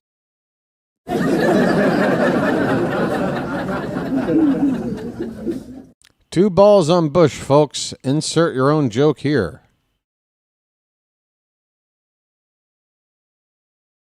You're never too young to know movie references. They're movies. They're accessible to anybody at any time once they're made. Is that a fair ball? It is. Folks, Michael Bush with a bloop infield hit. You don't see this too often. With the shift on, Machado playing way off third base. That ball was in the air. If he's playing normally, this is an easy out. But it drops near the third base bag, just a couple of inches fair. That is an infield hit for Michael Bush. Here is Nico Horner, 0 for 2.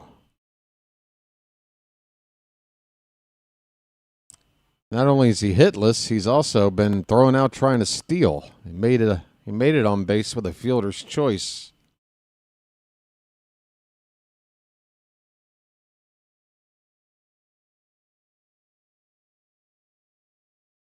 That's a called strike on the outside edge by Peralta. 1-1 the count.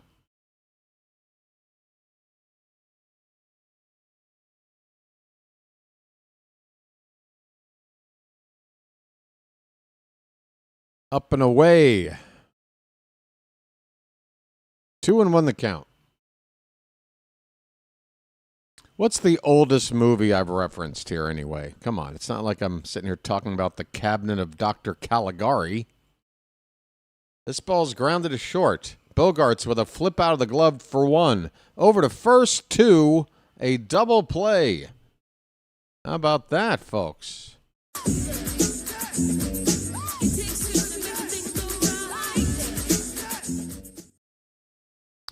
Nice 6-4-3 double play turned by the Padres to kill the Cub rally. Bases empty, 2 down for Ian Happ. Hey, the real Mike Elias is here. Is he here to offer me the job, folks? Is this it? Is this the moment? Baltimore, you are seeing history being made today. How you doing, Mike? I've always said good things. Here's a foul ball by Happ.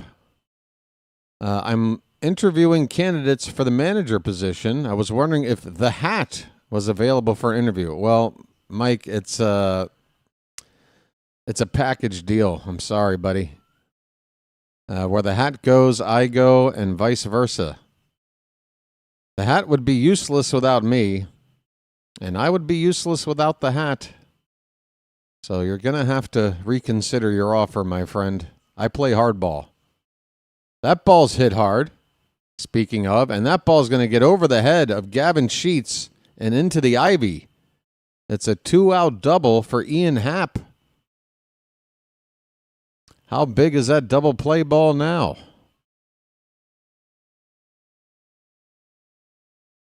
110.7 off the bat. Happ absolutely clobbered this Peralta pitch.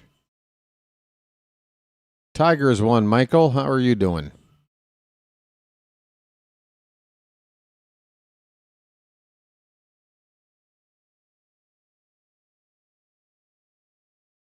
Well, I've seen Angels in the outfield, so I think I'm qualified. I know how to help the team. Kyle Tucker's due up next, and there's a mound meeting going on here. Right-hander up in the Padre pen. But the lefty Tucker and the lefty Peralta, I don't think any change is going to be made right here. Just talking about how to handle this situation. There's 2 down and a runner at second base. Do you just put Tucker on, go after Seiya Suzuki, and bring in the right-hander to face him? Tucker is 2 for 2 today. Robert Suarez, the Padre closer, is the man up in their pen right now. He's not actively throwing. He might already be loose. So if they do want to just put Tucker on, looks like Suarez is ready.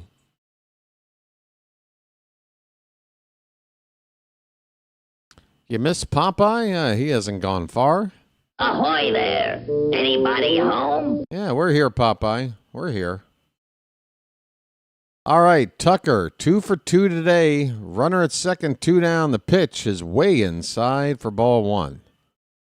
If that's any indication, it may not be an intentional walk. It might be an intentional, unintentional walk. In the series, the Cubs are just 1 for 9 with runners in scoring position.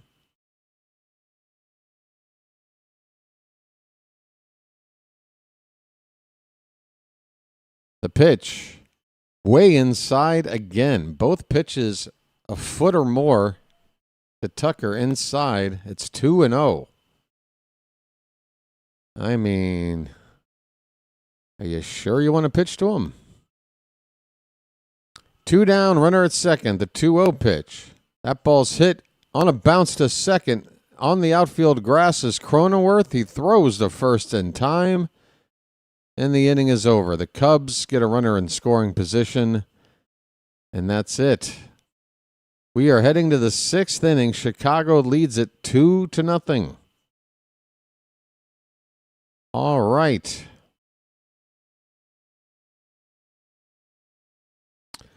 Michael, I don't think it was any real, major manipulation going on with the way the schedule is today. The 3 games going on today are all going on basically the same time as yesterday. They just bumped up the start of the first game.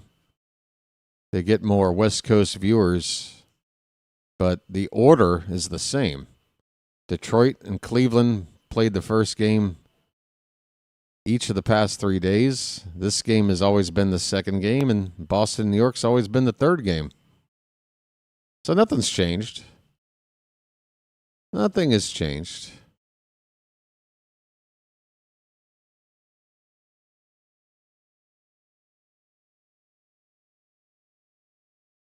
Oriole flunky. I'm strongs to the finish 'cause I eats me spinach. I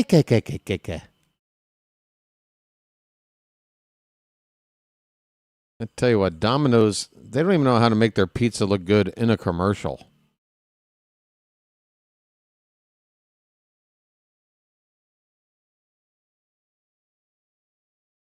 I think you're talking about a different Flaherty, Mike.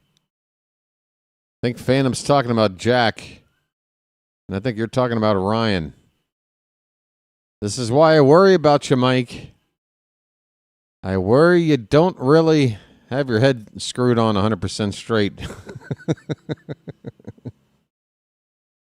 Oh, no. Elias just traded for the Mariners' Luis Castillo, but oops, it's not the one in their rotation. It's the other guy who has the same name in their farm. Oh, Mike, you didn't look at the middle initial.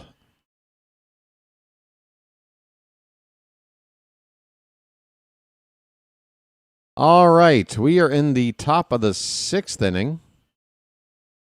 And Palencia is still out here for the Cubs. First pitch, 99 on the fastball. Ball 1 to Luis Ariz. The new stuffed crust is very good. All right, I'll take your word for it.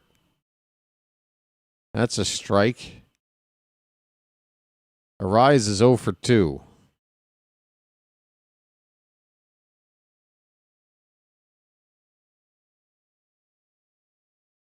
The 1-1. That one's up the middle, and Swanson stops it, but wow, he still got him. Luis Ariz, second time today. A ball hit hard to short. One was a high line drive that popped out of the glove of Swanson. He still was able to recover. This time, he had to stop it going up the middle, went into a sliding stop. The ball was not picked cleanly, but he's still able to recover and get Arise out. Man, how slow is Luis Arise? 1 out for Machado. Swanson has got 2 gold gloves to his credit, and in this series, I can see why. Very, very solid shortstop. That pitch was close to Machado. Could have been called a strike, but they give him ball 1. Or is that ball 2? It's 2-0, excuse me. Make it 2-1. It's a foul ball here.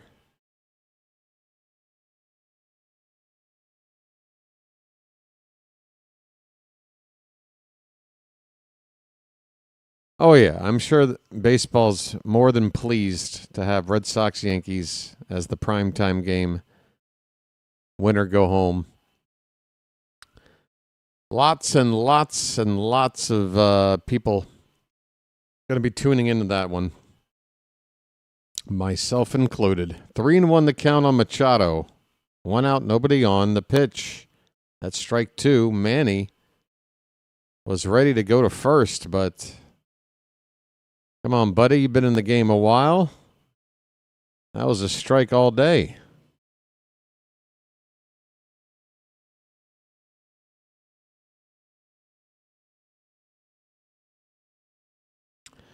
Full count. The payoff pitch from Palencia is a high fastball taken for ball 4. 1 out walk to Machado. He definitely has the I'm too cool for the room vibe going, Machado.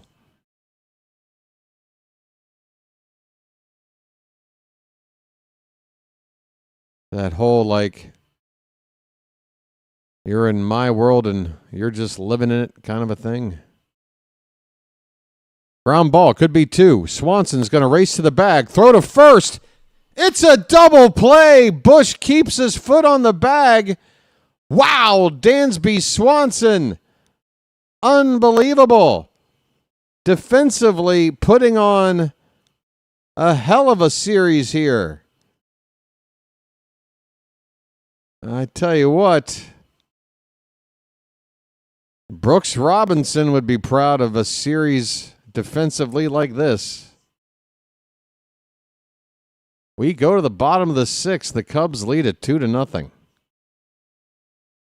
Swanson, I tell you what, man. Doing it all. Every play.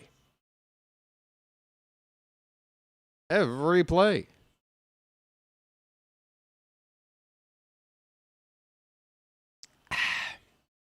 Well, it is coming up on 6 a.m. over here. Yeah, that bat flip was definitely Manny. Give me 1 sec, folks. Be right back. Nice beaver. Thank you.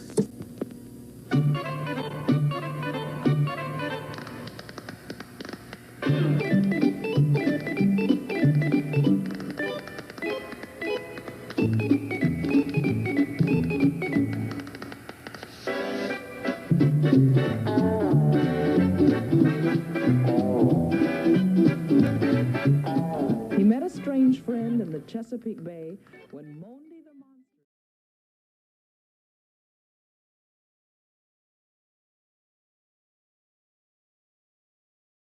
Monster... Nothing beats the dawn, early morning hours, and the skyline out here where I am, man. It is absolutely gorgeous every morning. I tell you what, beautiful out there. Absolutely beautiful. I got to figure out a way to set up an indoor-outdoor streaming station. I want to be able to feel some more of the outdoors or see it. I'm tired of sitting in this box. I like what I'm doing, but I need a little more aesthetically pleasing surroundings. Tell you what, beautiful. It's like 5 feet away, and I'm stuck behind a green screen with a giant light in my face. This is not right, folks. We are in the bottom of the 6th.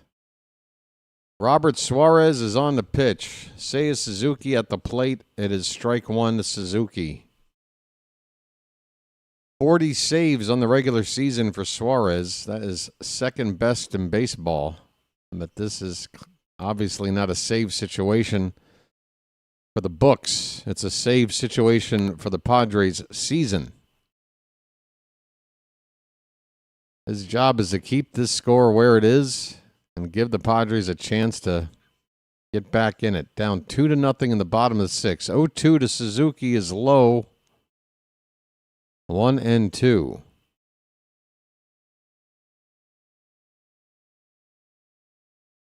I'll be rooting for the Red Sox.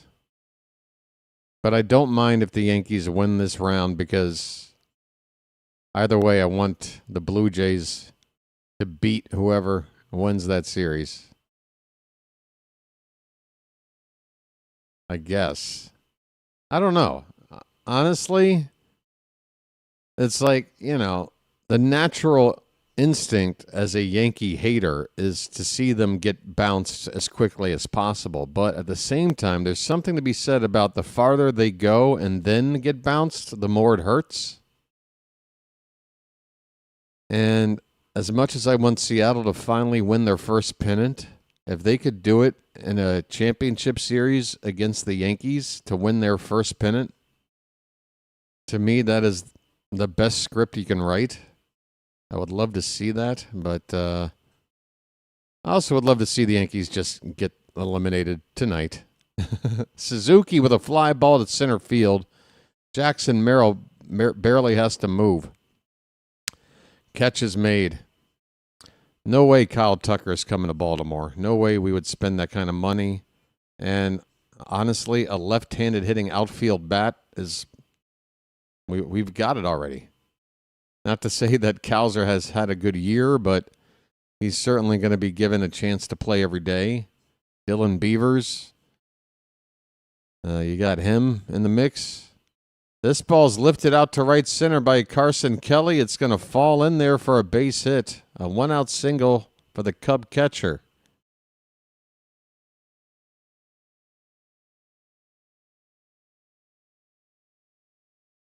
Right off the end of the bat. Just enough to scoop it over the infield. 27 rings. What? I think if you're going to sign a big-name hitter, Pete Alonso would make more sense because I do feel a right-handed bat in the middle of our lineup is needed. But that would only have a chance of happening if the Orioles make a couple of other moves because they need to open up space. Bit of a log jam if you add Alonso to the mix of what we have with first base DH. Mountcastle needs to move on with a trade, I think. But I don't know if we can do it in the winter. Kobe Mayo, is he ready? I don't know. Started to look pretty good there down the stretch, did Mayo.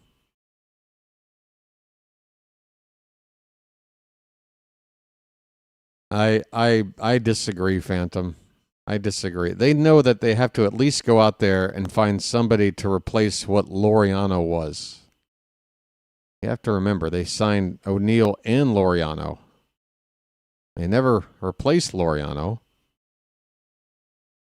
Now, Jeremiah Jackson, he might get some playing time. He got some experience in right field this year. But I don't think he's going to be looked at as an everyday player going into the season when they're trying to build this roster. I think they'd like to see him be a guy that's kind of a utility, make a couple starts a week, move around, can play third base. Payoff pitch to Pete Crow Armstrong. That is fouled away. We'll do it again. Runner at first, 1 out, bottom of the 6th, 2-0 Cubs. Laureano is with the Padres, but he's currently on the injured list. Thoughts on the Mets' collapse? Hilarious. Absolutely hilarious. Payoff pitch again. Line drive into right field. That's a base hit. Robert Suarez is coming to the game, and he is not doing what they brought him in to do. 2 men on with 1 out. That ball 100 miles an hour off the bat of Crow Armstrong. And here comes the hero of the day defensively, Dansby Swanson. Now, if he comes through with a big hit here, then that's your series MVP, I would have to say. Dansby Swanson 0 for 1 today. Got 2 on with 1 out. Oh, thank you, Real Mike Elias. Because typically that's what a GM does. They have to point out themselves how brilliant of a signing was. The signing doesn't speak for itself. You have to make sure everybody knows it was brilliant. Sure was, Mike. Sure was.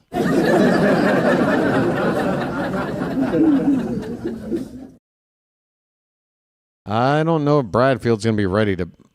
I mean, I think Bradfield will get his debut next year, but nothing with the way 2025 ended would make you believe that he's ready to just fight for the job out of spring training next year. I doubt it.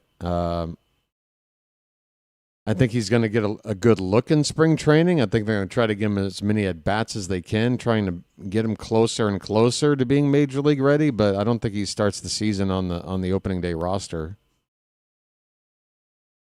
Unless he has just a ridiculous spring training. That can happen. If you go nuts, maybe. But I would bet no if I had to say. 1-2 pitch, swung on and missed. Swanson strikes out.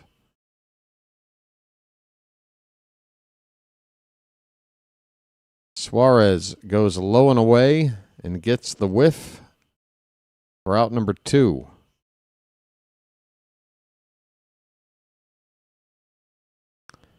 Matt Shaw is hitless. He had that golden chance, bases loaded, nobody out early in the ballgame, struck out then. I'm sure he would love to atone for that with a 2-out hit here to drive in a run or more. There's 2 men out there on base. He is 0 for 6 with 4 strikeouts in the series. That is a called strike at 99 on the outside black. 1-1 the count. Suarez up to 20 pitches.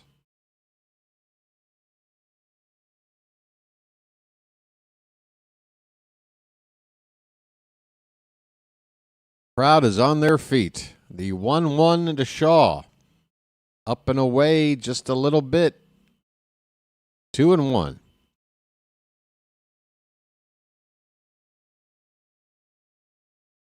Yeah, I mean, just to balance out the outfield in terms of righties and lefties and to balance out the lineup, I think a right-handed outfield bat is most definitely going to be. And just not to say that, like, oh, he said it too, so that means it's, it's an absolute. But Rock Kabatko, Oriole beat writer, he was talking about, areas of the team that need to be addressed in the offseason. And he said a right-handed hitting outfield bat. Again, not to say that, oh, he said it, well, that means it's sacrosanct or whatever, but he is the professional beat writer of the team, follows them every day, day in and day out. And I had already thought it, and then he wrote it. That only makes me think, yeah, well, that's what we need. Here's the payoff pitch. Swing and a miss. Matt Shaw gets a triple-digit fastball, and he misses it. The inning is over. Suarez allows a couple of base runners in the inning, but the Cubs have had this 2-0 lead now for a long time. We are getting into the late innings now. It's been 2-0 ever since the second inning. And, yeah. The later it gets, the more pressure, I think, is going into Chicago's corner if they don't add on to this lead. Yeah, I don't think we'll just flat out drop O'Neill. I think he will be, and I think this is a good idea. O'Neill, with his injury issues, just, look, he's overpaid because he shouldn't be an everyday player. He should be a platoon player. His stats against lefties are much better against righties, which is normally the case if you're a right-handed hitter, but for him it's especially, he's especially better against lefties. So you want him in the lineup against lefties, but that should be it. Not playing every day. You don't play him every day, you maybe keep him healthy a little bit longer. And yeah, he's sort of an all-or-nothing kind of a hitter. I would rather just platoon him. I mean, let's say, for example, Colton Cowser just starts off 2026 the way he's played 2025, which is to say a guy that is hitting 200. Just 200. Should Cowser be playing every day if he's hitting 200 again? If Dylan Beavers, who I think is going to be fine, I love his plate approach, a guy that can draw walks the way he does immediately after getting called up, that tells me he understands the plate. He knows how to take at bats. I don't think Beavers is going to regress too much. I think he's going to make his way onto the roster next season and hopefully fight for a starting gig. But I think maybe if you platoon O'Neill with one of those lefties, I think Cowser, you need to give him a chance to play every day because his defense is solid. Until we sign another center fielder, he's got that taken care of. Xander Bogaerts just fouled the first pitch of the inning off of his leg, and he is sitting on the dirt, just now getting back up on his feet. That ball off his foot, actually.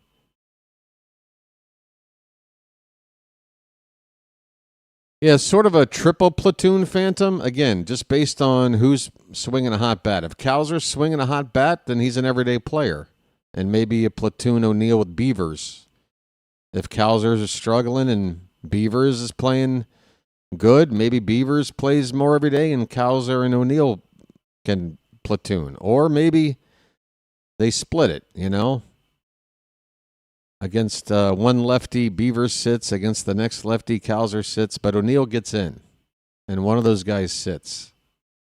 And then that third spot in the outfield, again, I know what we need. We need a middle-of-the-order, right-handed bat to balance out this lineup. Somebody to hit behind Gunnar that can mash.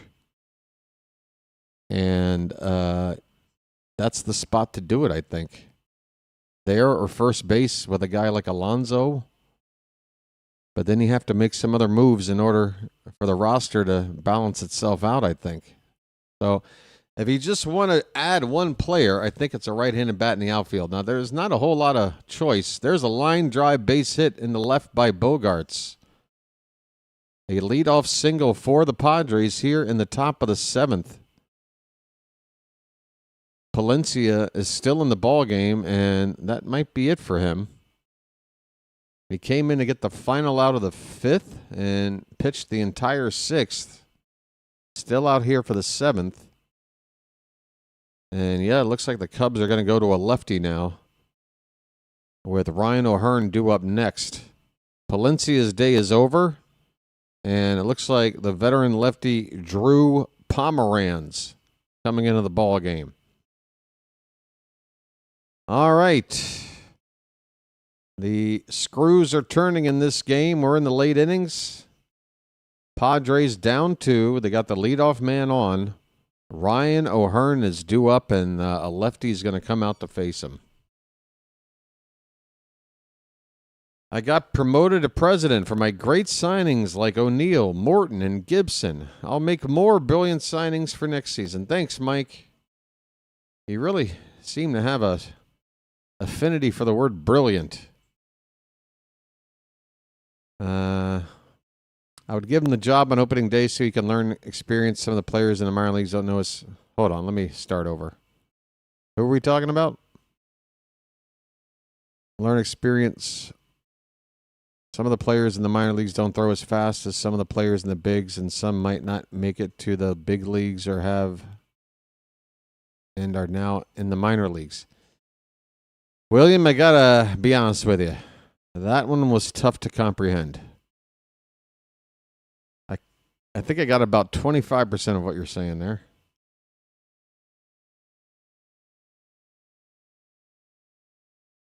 The 2024 trade deadline. Yeah, Mike, let's talk about it, man. Great moves. Eloy Jimenez, that was chef's kiss.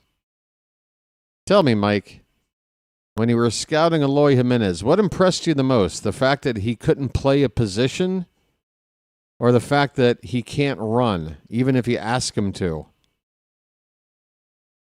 and shows no hustle whatsoever? What attracted you most? First pitch to O'Hearn is a strike from Pomeranz.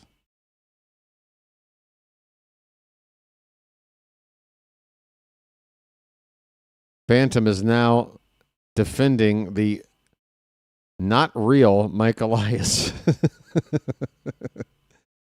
I love it. I think Phantom is starting to believe you're real, Mike. 1-1 the count. That ball is fouled right at the plate. 2 strikes on O'Hearn. Who would you want to be manager next year from the available guys? God. It's weird. Like, my head says Bochy because that's what I want. I want experience. I want a guy who's done it and done it a lot. But he is getting up there. I think he's 70. Isn't he? How old is Bochy?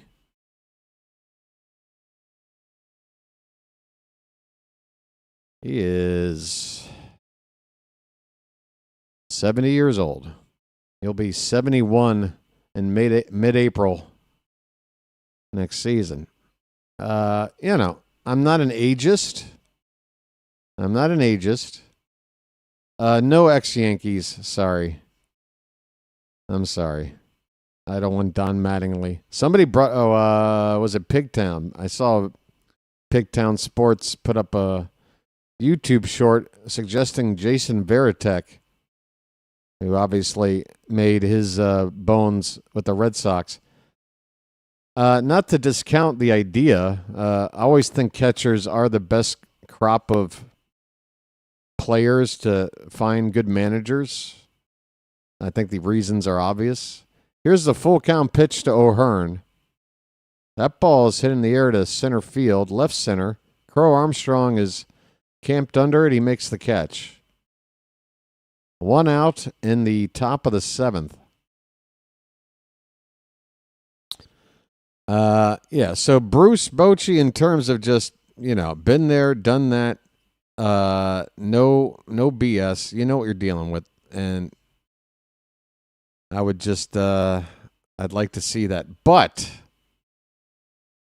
like Bob Melvin is another guy who's experienced. He's won manager of the year a couple of times. But as long as Melvin's been around, he's never won a pennant. Never. Lots of trips to the postseason. And he's won some series. But when he gets to the LCS, he's never won it.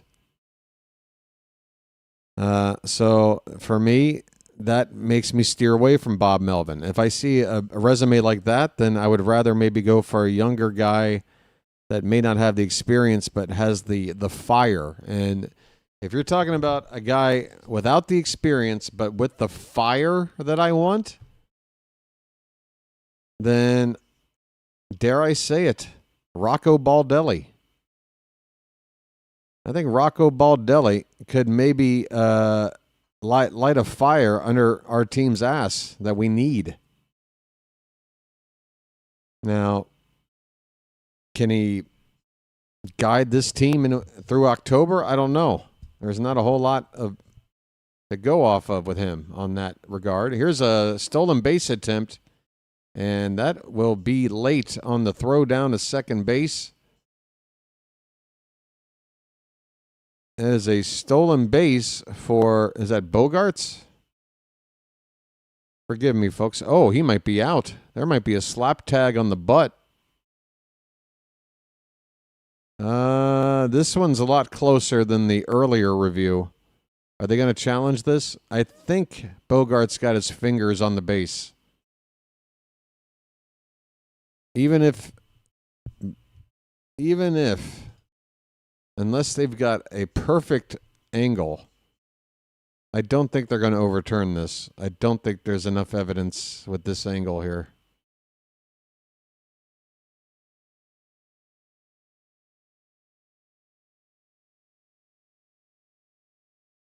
So here's frame by frame. Slap on the butt. Yeah, well, see, but then his hand is masked by the base. You just can't assume anything here. And from that angle, yeah, I think they're going to keep this call. I think this call stays. It's very, very close. But I'm giving Bogarts the stolen base here.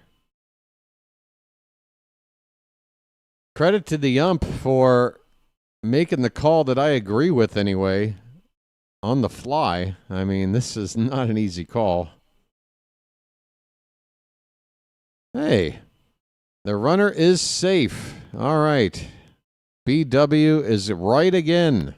Folks, welcome in Rising Rhino.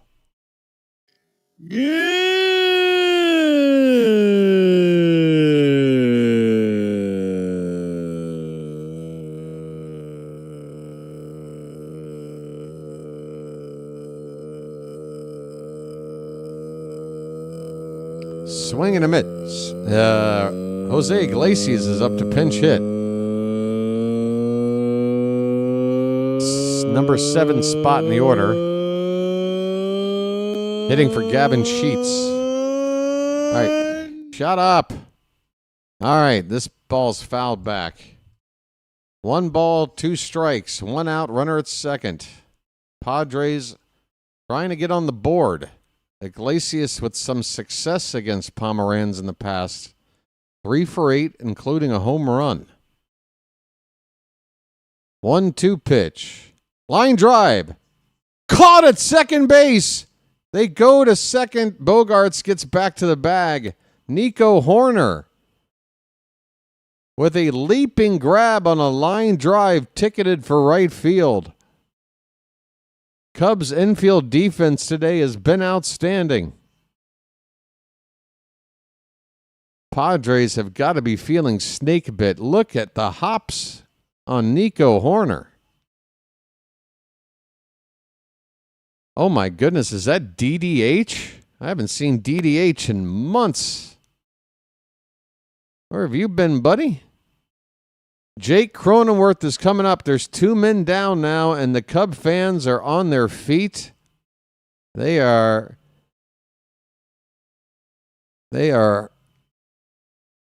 in lockstep with the pitcher, Drew Pomeranz. First pitch is high. Ball 1 to Cronenworth. Cronenworth is 0 for the series.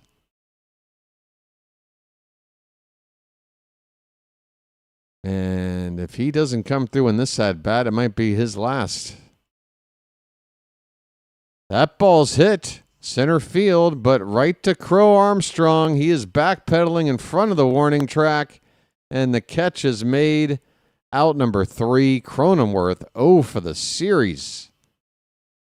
The Cubs keep the shutout going as we hit the 7th inning stretch, in Wrigley Field. All right. Let me hear ya. A 1, a 2, a 3. Take me out to the ball game. Take me out to the crowd. Buy me some peanuts and Cracker Jack. Actually, fuck the Cracker Jack. Give me some Budweiser. Buy me some Budweiser and more Budweiser. I don't care if I ever get back. Root for the Cubbies. If they don't win, it's a shame. For it's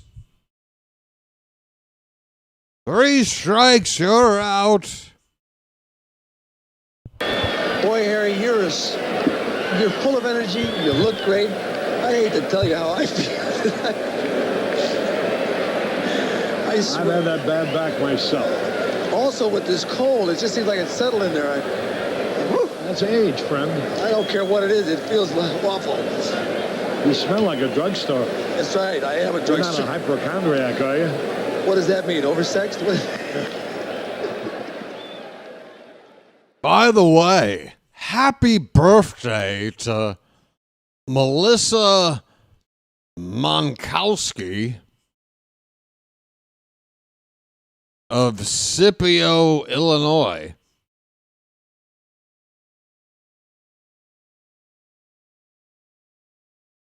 Ryan Dempster and Jake Arrieta leading the Take Me Out to the Ball game at the ballpark.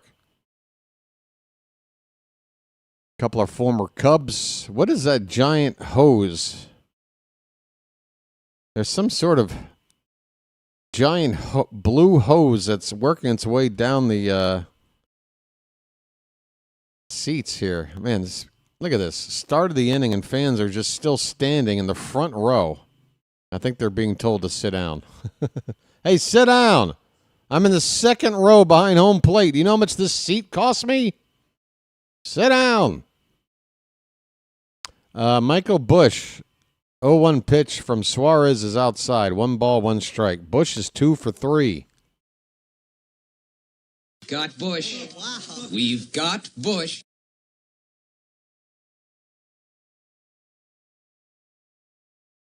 The next pitch, swing and a miss. The count is 1-2. Hey, Rhino. I got to talk to you, man. Got to talk to you, buddy. About cursing policies on a certain channel and how ridiculously hypocritical and obnoxious the whole thing is. One day it's, hey, everybody, you know, my wife made a sign that says no cursing, and I'm not going to curse, and I'm going to spend 20 minutes talking about it. That ball's crushed by Bush. Deep to right. That ball is gone. Bush. Got Bush. We've got Bush. Bush goes deep. And folks, if you're going to go deep, you might as well go Bush. It is 3-0 Cubbies. Folks.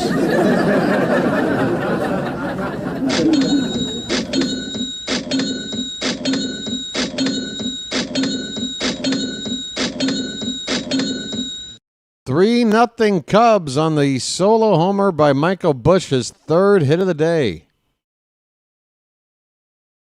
Crowd still on their feet. Well, they were up, then they sat down. Now they're up. Now they're down, now they're up.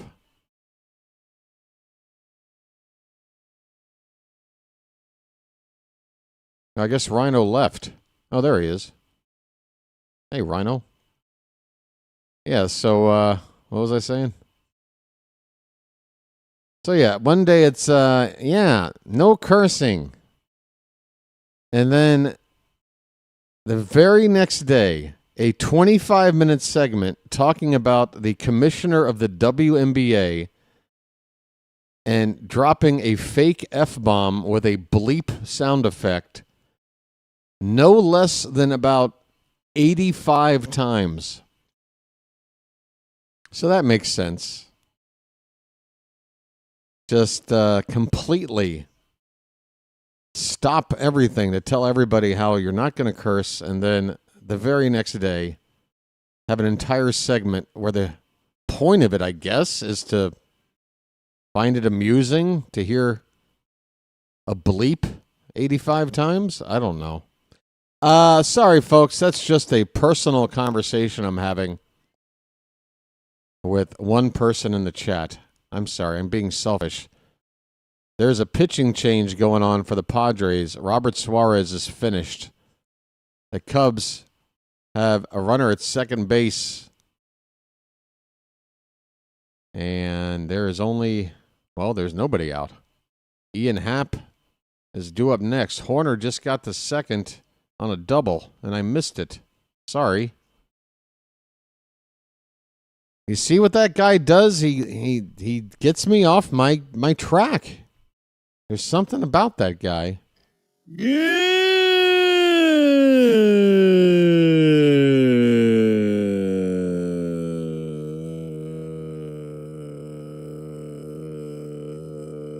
So then the day after the 85 F-bomb tirade, back to, hey, we can't curse. We're a nationally televised show, or national radio, or whatever. Whatever lie.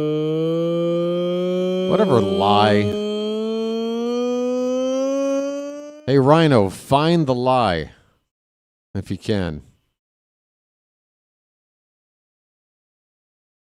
All right. New pitcher on is Adrian Morhone. I think he's pitched in all 3 games.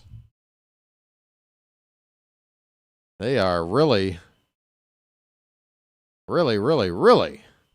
making these I said yesterday I wasn't sure if a guy like Morhone would be available today. They're gonna go to him. He's pitched a lot in the last 48 hours. Nobody out, runner at second base, and a throw back to second, and Horner is back standing. So it's Ian Happ at the plate. Switch hitter batting right-handed against the lefty Morhone.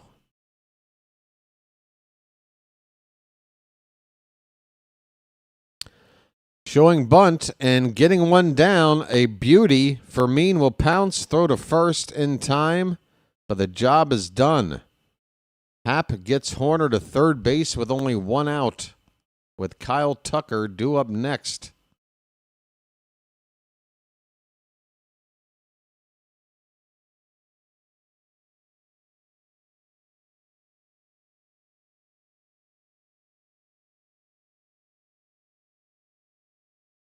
Cubs look good to me, folks. I think they can make a deep run in the National League.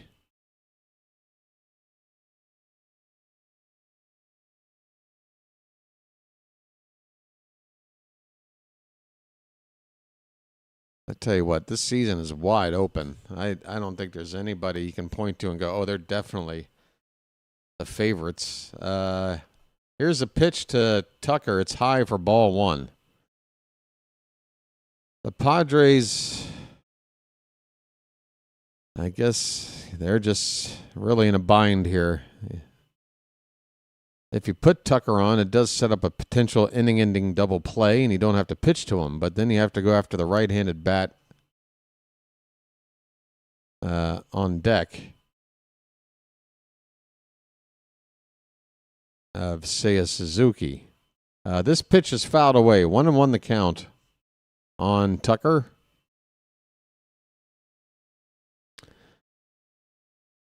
Daytime is starting to give way to night here at Wrigley Field. Twilight hour. That pitch on the outside edge, and Morhone doesn't get the call. Tough break for the Padres. That ball nipped the outside corner. Next season, that will get challenged. The count is 2-1 on Tucker, the pitch. Hit on the first base side. They go home with it. The tag is in time on Nico Hoerner for the second out. How about this play? Luis Arraez. He's had some difficulty defensively in this series. Well, this was a very nice play. He did not hesitate. A one-hopper to him. He fired home. And a strike with the glove down right there at the plate to nail Nico Hoerner. Really nice play. I don't know why the Cubs are going to challenge this. I mean, if you want to invent an alternative reality in your mind, you may, but that looks like a pretty simple. Well, that replay. Well, hold on. See, this is the angle where it's like, that just looks like he's out. Again, you need that indisputable evidence to overturn something. I don't know if they're going to get that here. But I can see why the Cubs challenged, because from one angle, it looks like those fingertips might have slid in there before the tag touches any part of Hoerner's body. But the other angle looks a lot different. The other angle looks like that glove is sitting in front of the plate, and the only way for that hand to get by is to scrape the glove before it touches the plate, which means he's out.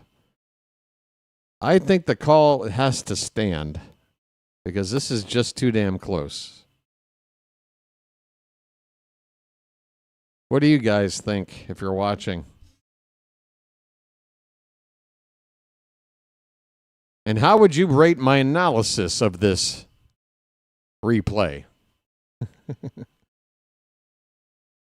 I think the call stands, which Cub fans will not be happy about.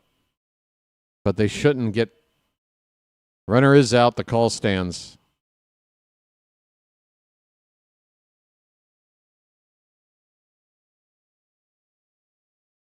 Yeah, wouldn't you agree, Phantom, that though that one angle, if you only had one angle, it looked like he was out.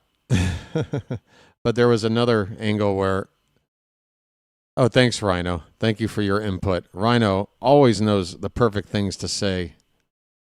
I need Rhino as like a producer, I think. All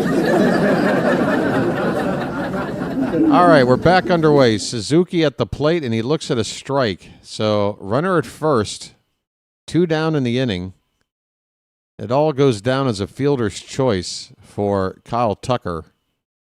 He's at first base. He can steal a base. Get himself in a scoring position.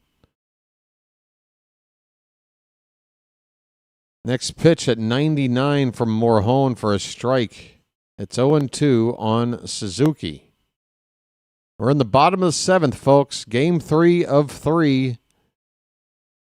Winner moves on to take on the Brewers starting Saturday. 0-2. Swing and a miss. 98 on the heater, and Suzuki strikes out. Padres are running out of time. They are down 3 now. With 2 innings left, 6 outs to play with. It'll be the 9-1-2 batters due up for San Diego. Fermin, Tatis, and Arraez. 3-0 Cubs going into the 8th inning. I think I need to refresh the in-game thingamajig. There it goes. Looks like it was frozen there. I do need to fix the scrolling text at the bottom as well. Next game, Saturday. Mariners versus winner of oh no, Mariners versus, we know the winners. Mariners versus Tigers.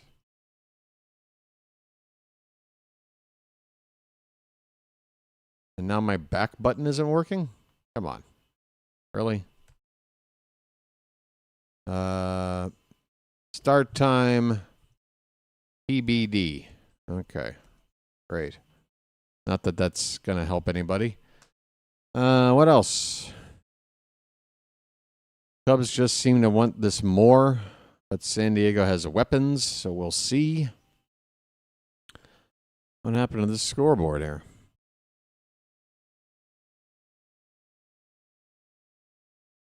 Folks, are we hitting the like button nice and good? Are we subscribing? I don't know. I'm the worst at it. I don't know what we got over 100 people here, so it's a pretty nice crowd. I'm actually going to ask, please, if you're watching right now, first couple of games of this series, pretty low turnouts. This is a little more like normal. We'd like to get to 100 likes if possible. We've got over 100 people here, so it can be done. If you're new to this channel, I'm glad you found it. Normally, it's all about Orioles baseball, but the regular season is over. The Orioles are out. I'll be doing play-by-play for postseason games on this channel. There'll be more off-season content as well, even if you're not an Orioles fan. I think you'll find some things you'll enjoy with the content here. So do think about subscribing. It's free, no commitment, no obligation, and no salesman will visit your home. And if that's asking too much, just hitting that like button, a thumbs up at the bottom of your screen, that would be great too. All right, it's 0-2 on Freddie Fermin. Keller, the new pitcher on for the Cubs, a right-hander. A slider in the dirt, and the count is a ball and 2 strikes. Is it Brad Keller? Right? Brad Keller with a 2.07 ERA on the regular season. That pitch outside, 2-2 the count on Fermin. Fermin is 1 for 2. He had a double his last time up in the 5th. It's the 8th inning now, so he has not come to bat in 3 innings. That lets you know how little the Padres have been doing offensively. They need to get something going now. 2-2 pitch. Well, there's something. Line drive, base hit into left field. Freddie Fermin, second hit of the day. That's how you start a rally. Top of the order is up now for the Padres. You have to think that if they're going to make a comeback, this is the inning. With the top of the order up right now, nobody out and a runner on. If they don't come through here, and the 9th inning is the bottom part of the order, down 3, chances are going to be pretty slim. Here's Tatis, just 1 hit in the series, and he's 0 for 3 today with a couple of strikeouts. Swing and a miss. Man, Tatis. This is a star player having a rough series so far. 1 ball, 1 strike. Pitch. Swing and a miss. I tell you, Tatis. I mean, they're swinging and missing, and they're swinging and missing at pitches that aren't even close, and you're not even close to making contact. 1-2. Swing and a miss, and there it is again. Tatis mentally is not there. All day long. Struck out twice by Jamison Taillon in the first 2 at-bats of the ball game. And, man, he just looked all kinds of befuddled at the plate here. If you're a Padre fan, that has got to not feel good. You need a guy like him to help out a rally at this stage of an elimination game. It is Luis Arraez up. He is 0 for 3. First pitch is ball 1. That pitch puts Arise down. That ball is a wild pitch. It nearly hit Arise, who went to ground. It went to the backstop. And the base runner at first goes up to second. Fermin up to second base. That ball even bounced off the shin of the ump. Carson Kelly didn't know where that ball was at first. Hatovi, the pitching coach, out to talk to Keller. The count is 2-0 on Arise. Again, the conventional double play now. Not in order with that wild pitch. That's right, I said conventional. Oh yeah, Rhino, aren't the Cubs trash? I forgot. Well, I tell you what, they did a baseball segment, and I used that word loosely. Oh my God. I mean, it's the playoffs. It's the morning show, the morning after game one of 4 different wild card playoff games, and they spent a grand total of talking about those games of about 35 seconds. Where was that pitch? Okay, late call by the ump. It's a strike on Luis Arise. 3 balls, 1 strike. Manny Machado on deck. Strike 2 at the very top of the zone. Keller behind 3-0 gets the count back full.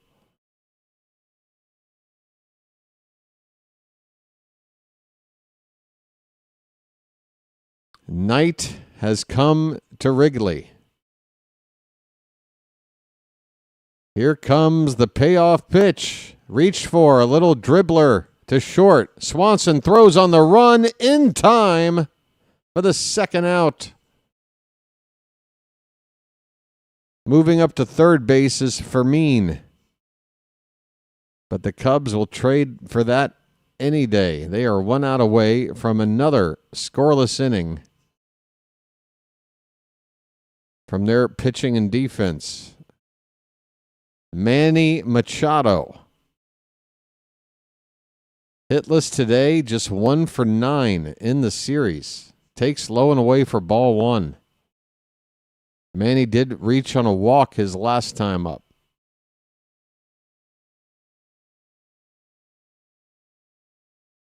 His 1 hit in the series was a 2-run homer. Check swing, he went around. 1-1 the count on Machado. Hey there, bud. How you doing? Pitch. There's strike 2, a changeup and a beauty. Tailed over the outside corner. Fans are going crazy. They are 1 strike away from ending the 8th. Pitch. Reach for, hit on the ground softly to Swanson. Should be routine. It is. 8 innings of shutout baseball from Cub pitching today. And they got 1 more chance to add on in the bottom half of this inning. They lead it 3-0 here at Wrigley Field. Slater is here. Folks, all right, we're going to work. We are in a commercial break. And, I need to change my lighting because the sunlight, the natural light, is now fighting the artificial light, making me look not human. There, I look a little more human now. I don't know. There's a sweet spot in there somewhere. Folks, please hit the like button. I want 100 likes. I know. I'm greedy. I'm selfish. I mean, I'm asking everybody who's watching this channel right now to take 2 full seconds to help out the channel. I know. I'll owe you one, okay? I'll owe you one. Come on, folks. Help a guy out. Hey, what happened to the chat over here on the side? Where's the chat text? That's weird. It's kind of disappeared over here. Should be somewhere in this neighborhood. What's going on? Chatters?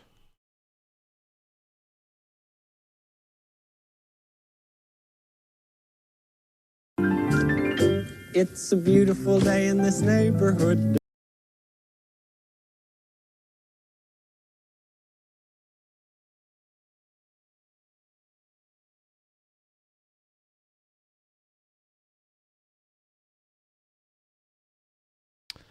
It's a beautiful day in the neighborhood.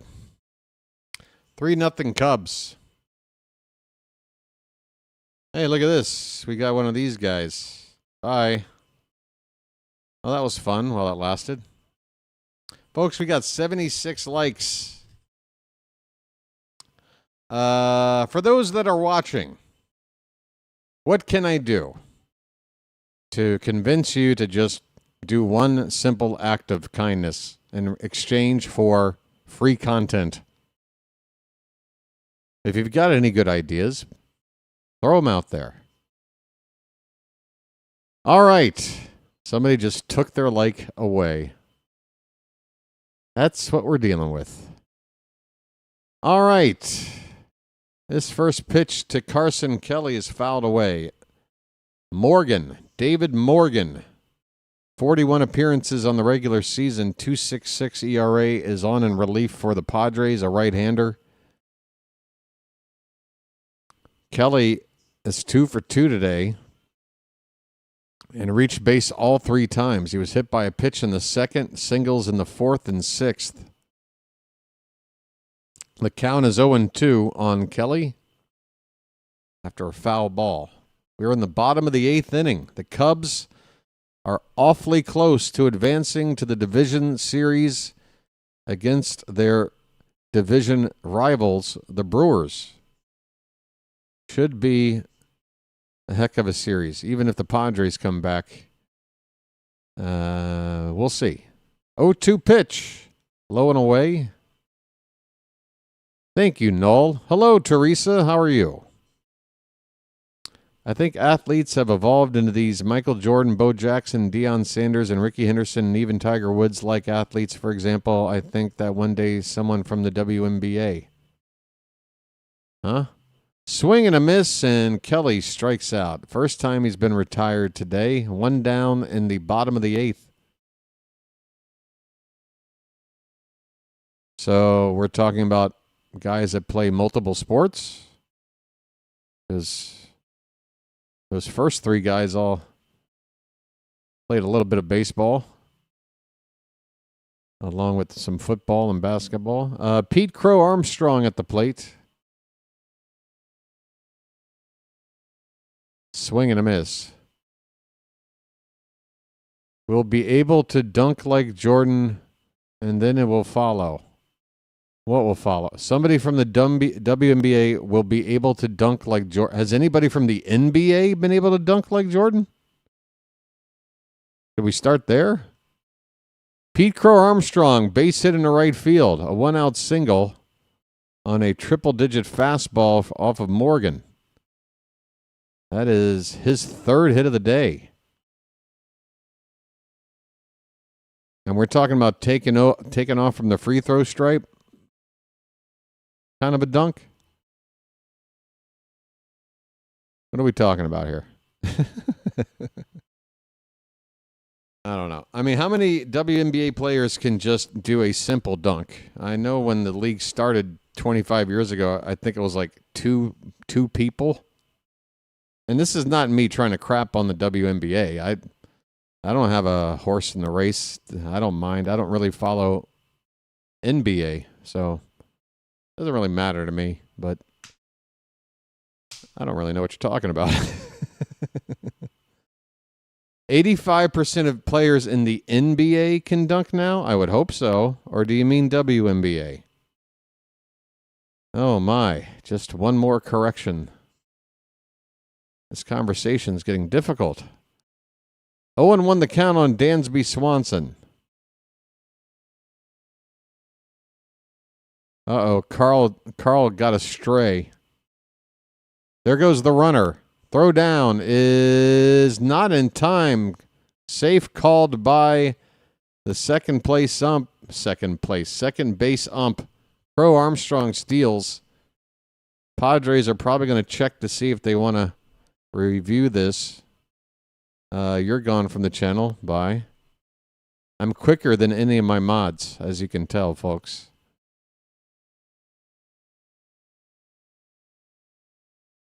Quicker than any mods. Folks, 14 likes to 100. We're going to get there. Come on. It's this close. There is a challenge going on for that play at second base. And once again, we've got another close play. Let's see, the right hand of Crow Armstrong. He's safe. He's safe. Does his hand stay on the bag, though? Wait a minute. Hand coming off the bag. Wait, is there an area where there's nothing touching the base while the tag is applied? I say there is.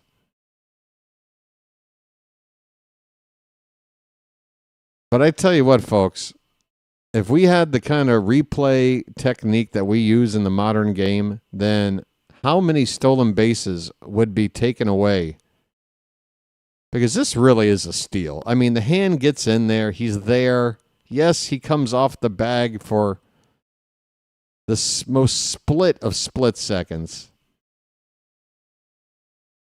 He comes off the bag, but he's you know what I'm saying, Phantom? Like, again, the runner is called out, and it is the correct call, and I don't disagree with overturning it. But my point is, at some point, I feel like replay, God, I don't know if it's good for the game or not. Because, again, if we're being realistic, how many times before the age of replay has a base stealer stolen a base just like that, where maybe for a split second, a part of their body came off the bag while the tag was still applied? But it would never, unless it was very easy to see, it would never get called that way. I mean, you could be talking about some prolific base stealers over the course of a career that you could take 50 steals away from their career totals for a play like that. Rules are rooks. Thanks, Null. Well, that's about as profound as saying this. So it's not the best option, but it just is what it is. I love expressions like that. It is what it is. Rules are rules. Like, yeah. I understand the concept of a rule. It does not get past me what a rule is, but I appreciate it. You've set me straight. All right, 2 down, nobody on base. The count is 2-2 on Swanson. Morgan's pitch, swing and a miss, and down goes Dansby. 9th inning coming up. Middle of the order for the Padres. They are down 3. Merrill, Bogarts, and O'Hearn. This game's close to ending, and we're close to 100 likes. Yeah, I mean, in general, it's not such a bad thing. I'm not trying to say replay, what are we doing with it? Oh, it's ruining the game. It's just that particular play right there. To me, you know, it's like when this ABS comes into play and like a ball strike challenge where it's going to be like one stitch of the baseball touching a zone. I don't know. I mean, how like much of a microscope are we going to need eventually? All about getting calls right. But like a lot of things that we consider to be progress isn't necessarily progress. Technology doesn't necessarily indicate progress.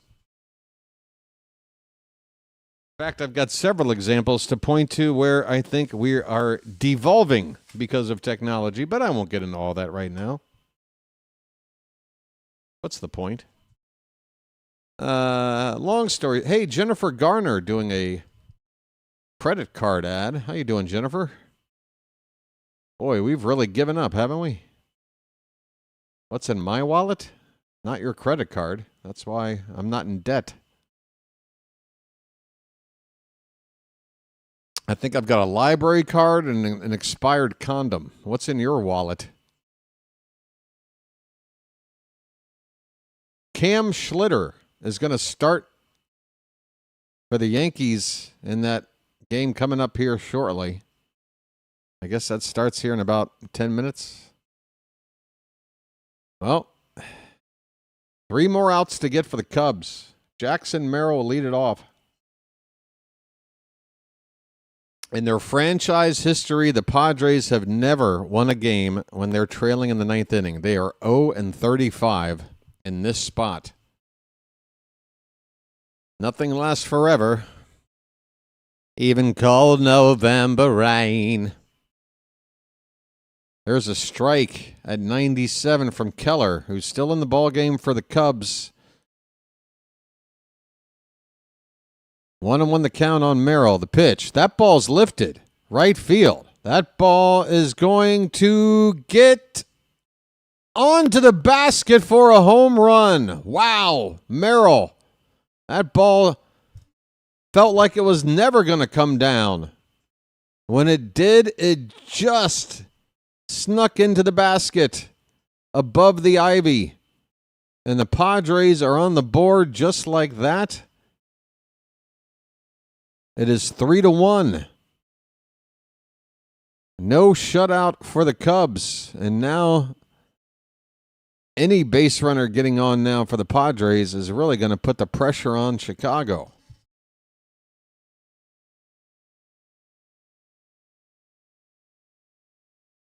Noel coming in with the hot take. Jennifer Garner is cute, but J-Lo got the badonkadonk. Folks, stay tuned for this and other conversations from 2011. Coming up here on the Birdwatcher channel. What year is this? That pitch is inside to Bogarts. The count is 2-1. Padres still need a base runner to get the tying run to the plate. That pitch is low. Gary's like button isn't working. Oh, no. Double barrel action in the Cub bullpen. The righty Kittredge, the lefty Boyd. And that is a called strike on the outside edge. Bogarts thought he had ball 4. Full count. Big moment in the ball game. If Bogarts gets his way on base, you're going to feel the excitement of the ballpark start to turn into panic. The Cub fans have seen this story before. That is ball 4, and the umpire rung him up. I don't believe it. Oh, no. That pitch was low. Riot, San Diego, riot. That's ball 4. That brings the tying run to the plate. This is an elimination postseason game, ump. What are you doing? A terrible call. An absolutely terrible call. Unbelievable. I am shocked. 1 out for Ryan O'Hearn. Unbelievable. If you're a Padre fan, riot. Zoot suit riot. That's a called strike. It's 0-2 on O'Hearn. I mean, my goodness, folks. Let's see if the mods can pick up this first. Nope. Me first again. Mods? Oh, Matt got one. All right, Matt. Credit to Matt. 0-2 pitch in the dirt. It's 1-2 on Ryan O'Hearn.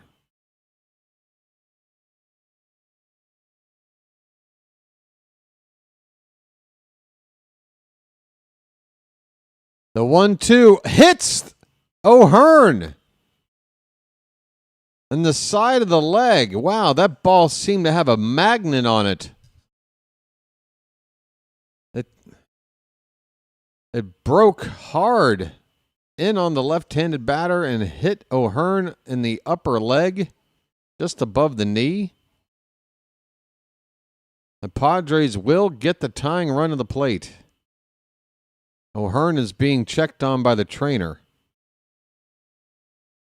Imagine, though, if Bogaerts is correctly given ball 4, that would put 2 men on as the tying runs with nobody out. Instead, it's 1 out, and the tying run now only coming up to the plate. That batter is coming up now. O'Hearn is going to stay in and run. Obviously, his legs are important here. A double play could end the ball game. Bryce Johnson, the light-hitting left-handed bat of Bryce Johnson, is due up here. 3-1 Cubs, top of the ninth, 1 away. First pitch is grounded foul off to the right.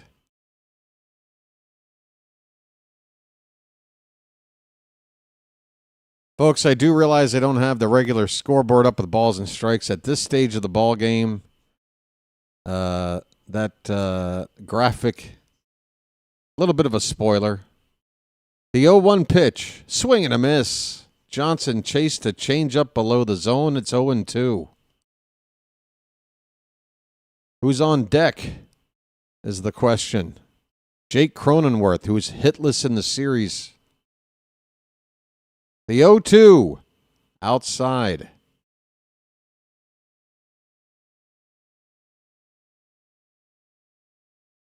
Cub fans on their feet, and I don't think they're going to sit down until this game is over. 1-2 on Johnson. The pitch. That one bounces in, and did it hit Johnson before it hit the ground? It's another hit batter by Keller? Are you kidding me? What is going on? The Cubs are asking to see if they got an argument here. I mean, it bounces. Well, at that angle, we can't see.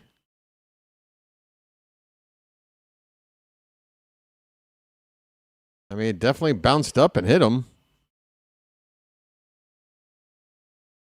The Cubs are going to make a change. That's it for Keller. The Padres have the tying runs on base in the ninth inning. And again, how big is that strikeout of Bogaerts? It would be bases loaded, nobody out right now, if it weren't for one of the worst called strike threes I've ever seen. Folks, former Oriole Andrew Kittredge is going to be asked to put out this fire and save the game in the series for the Cubs. Ryan O'Hearn, meanwhile, hanging out at first base, folks. It's like the Orioles are playing or something. We got Orioles on both sides of the equation here in the ninth inning.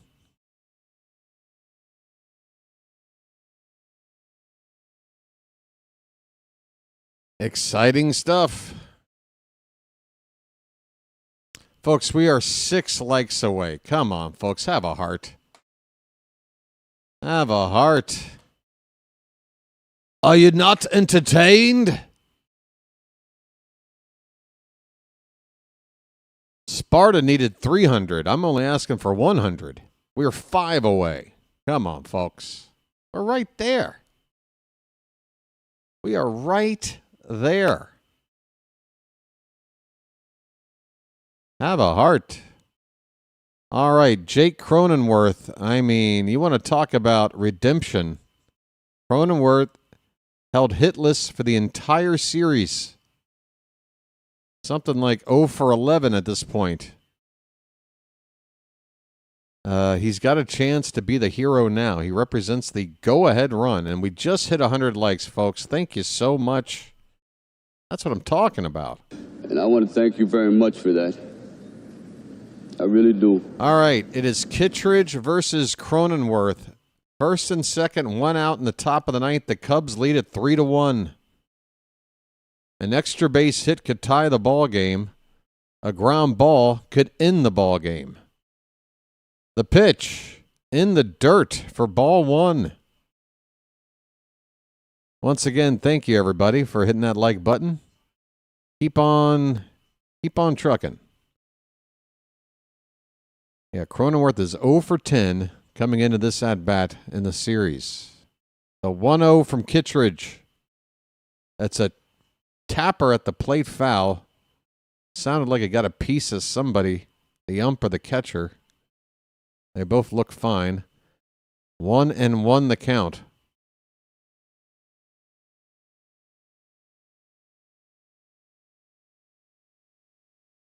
Kittredge's next pitch. Swing and a miss. A sinker and a beauty as it broke down and away from the batter. 2 strikes on Cronenworth.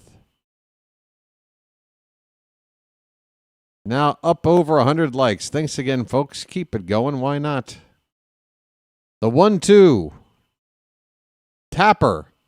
Over the mound. Will there be a play? It's double clutched by Shaw, and they call him out at first. You got to challenge that if you've got one left to use. Shaw double clutched. That looked very close at first. He looked safe to me. And San Diego says, we want a replay. I can't believe another ump is going to blow a call. And again, I mean, how do you not feel like they're trying to make the Cubs win? Oh my God, he's out. He is out. He is out. I stand corrected. He is out, and it is very, very clear. This should take just seconds to correct. I say correct, to uphold the call on the field. This will be the second out. The Padres will be down to their final out. Great job by Michael Busch to extend and keep that foot on the base. 2 down in the ninth. On the play, the 2 runners on base move up, so a base hit does tie this game. And it's up to Freddie Fermin, the catcher, who's had a couple of hits already in the ball game. He is digging his back foot into that batter's box. He can tell how much focus is going on right here. Here we go, folks. The ball game on the line. The first pitch lifted in the air. Center field. This is going to get the Cubs to go north to Milwaukee. Pete Crow Armstrong makes the catch in straightaway center field, and the Cubs have advanced past the wild card round with a 2-1 series win over the Padres. Final score tonight, Cubs 3, Padres 1. And the fans are loving it here at Wrigley. It'll be Cubs versus Brewers in Milwaukee starting on Saturday. And, Red Sox Yankees starting up here in just a moment. I can understand a lot of you might want to quickly run over for that ball game. It is quite literally starting as we speak. If you are heading out the door quick, do me a favor, hit the like button on your way out. Hell, send a super chat if you're in the mood. I haven't seen one in about a week. Hint, hint. And yeah, thanks for being here otherwise. Taking a look at this box score here a little closer. Wow, look at all the pitchers that were used. Cubs used 6 pitchers. The Padres used 7. 13 pitchers were used in this ball game.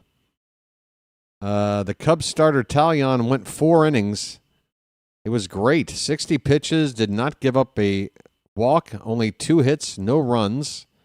But playoff baseball, the Cubs had plans. They went to the lefty Teal bar to get some lefties out in the 5th inning. Palencia came in to get the final out in the 5th and pitch a scoreless 6th. Pomeranz a scoreless 7th. Keller with a scoreless 8th, but they brought him back out to start the 9th inning, and that's when the Padres started to rally. Keller gave up a run, the only run given up by the Cubs, on a couple of hits, an inning and a third, and then Kittredge got the final 2 outs. He only need 5 pitches to do it. Meanwhile, for the Padres, Darvish was taken out of the ball game in the 2nd inning before recording an out. So he pitched 1 inning plus a couple of batters. 4 hits, a couple of earned runs. He will take the loss. And I guess Palencia would get the win because he pitched the 5th inning. He ended the 4th and pitched all the 5th. Palencia does get the win. Kittredge with the save. The other story to this series, it has to be the lack of production from the top of this Padres lineup. I mean, Tatis, 1 hit in the series. He hit .083. Luis Arraez, the best of the top 3, hit .182. He went 0 for 4. And then Manny Machado had 1 hit. 1 for 10 in the series, a 100 average. So today, the top 3 in the order, 0 for 10 combined. And in the series, they combined to hit about, $150. That's not easy to overcome.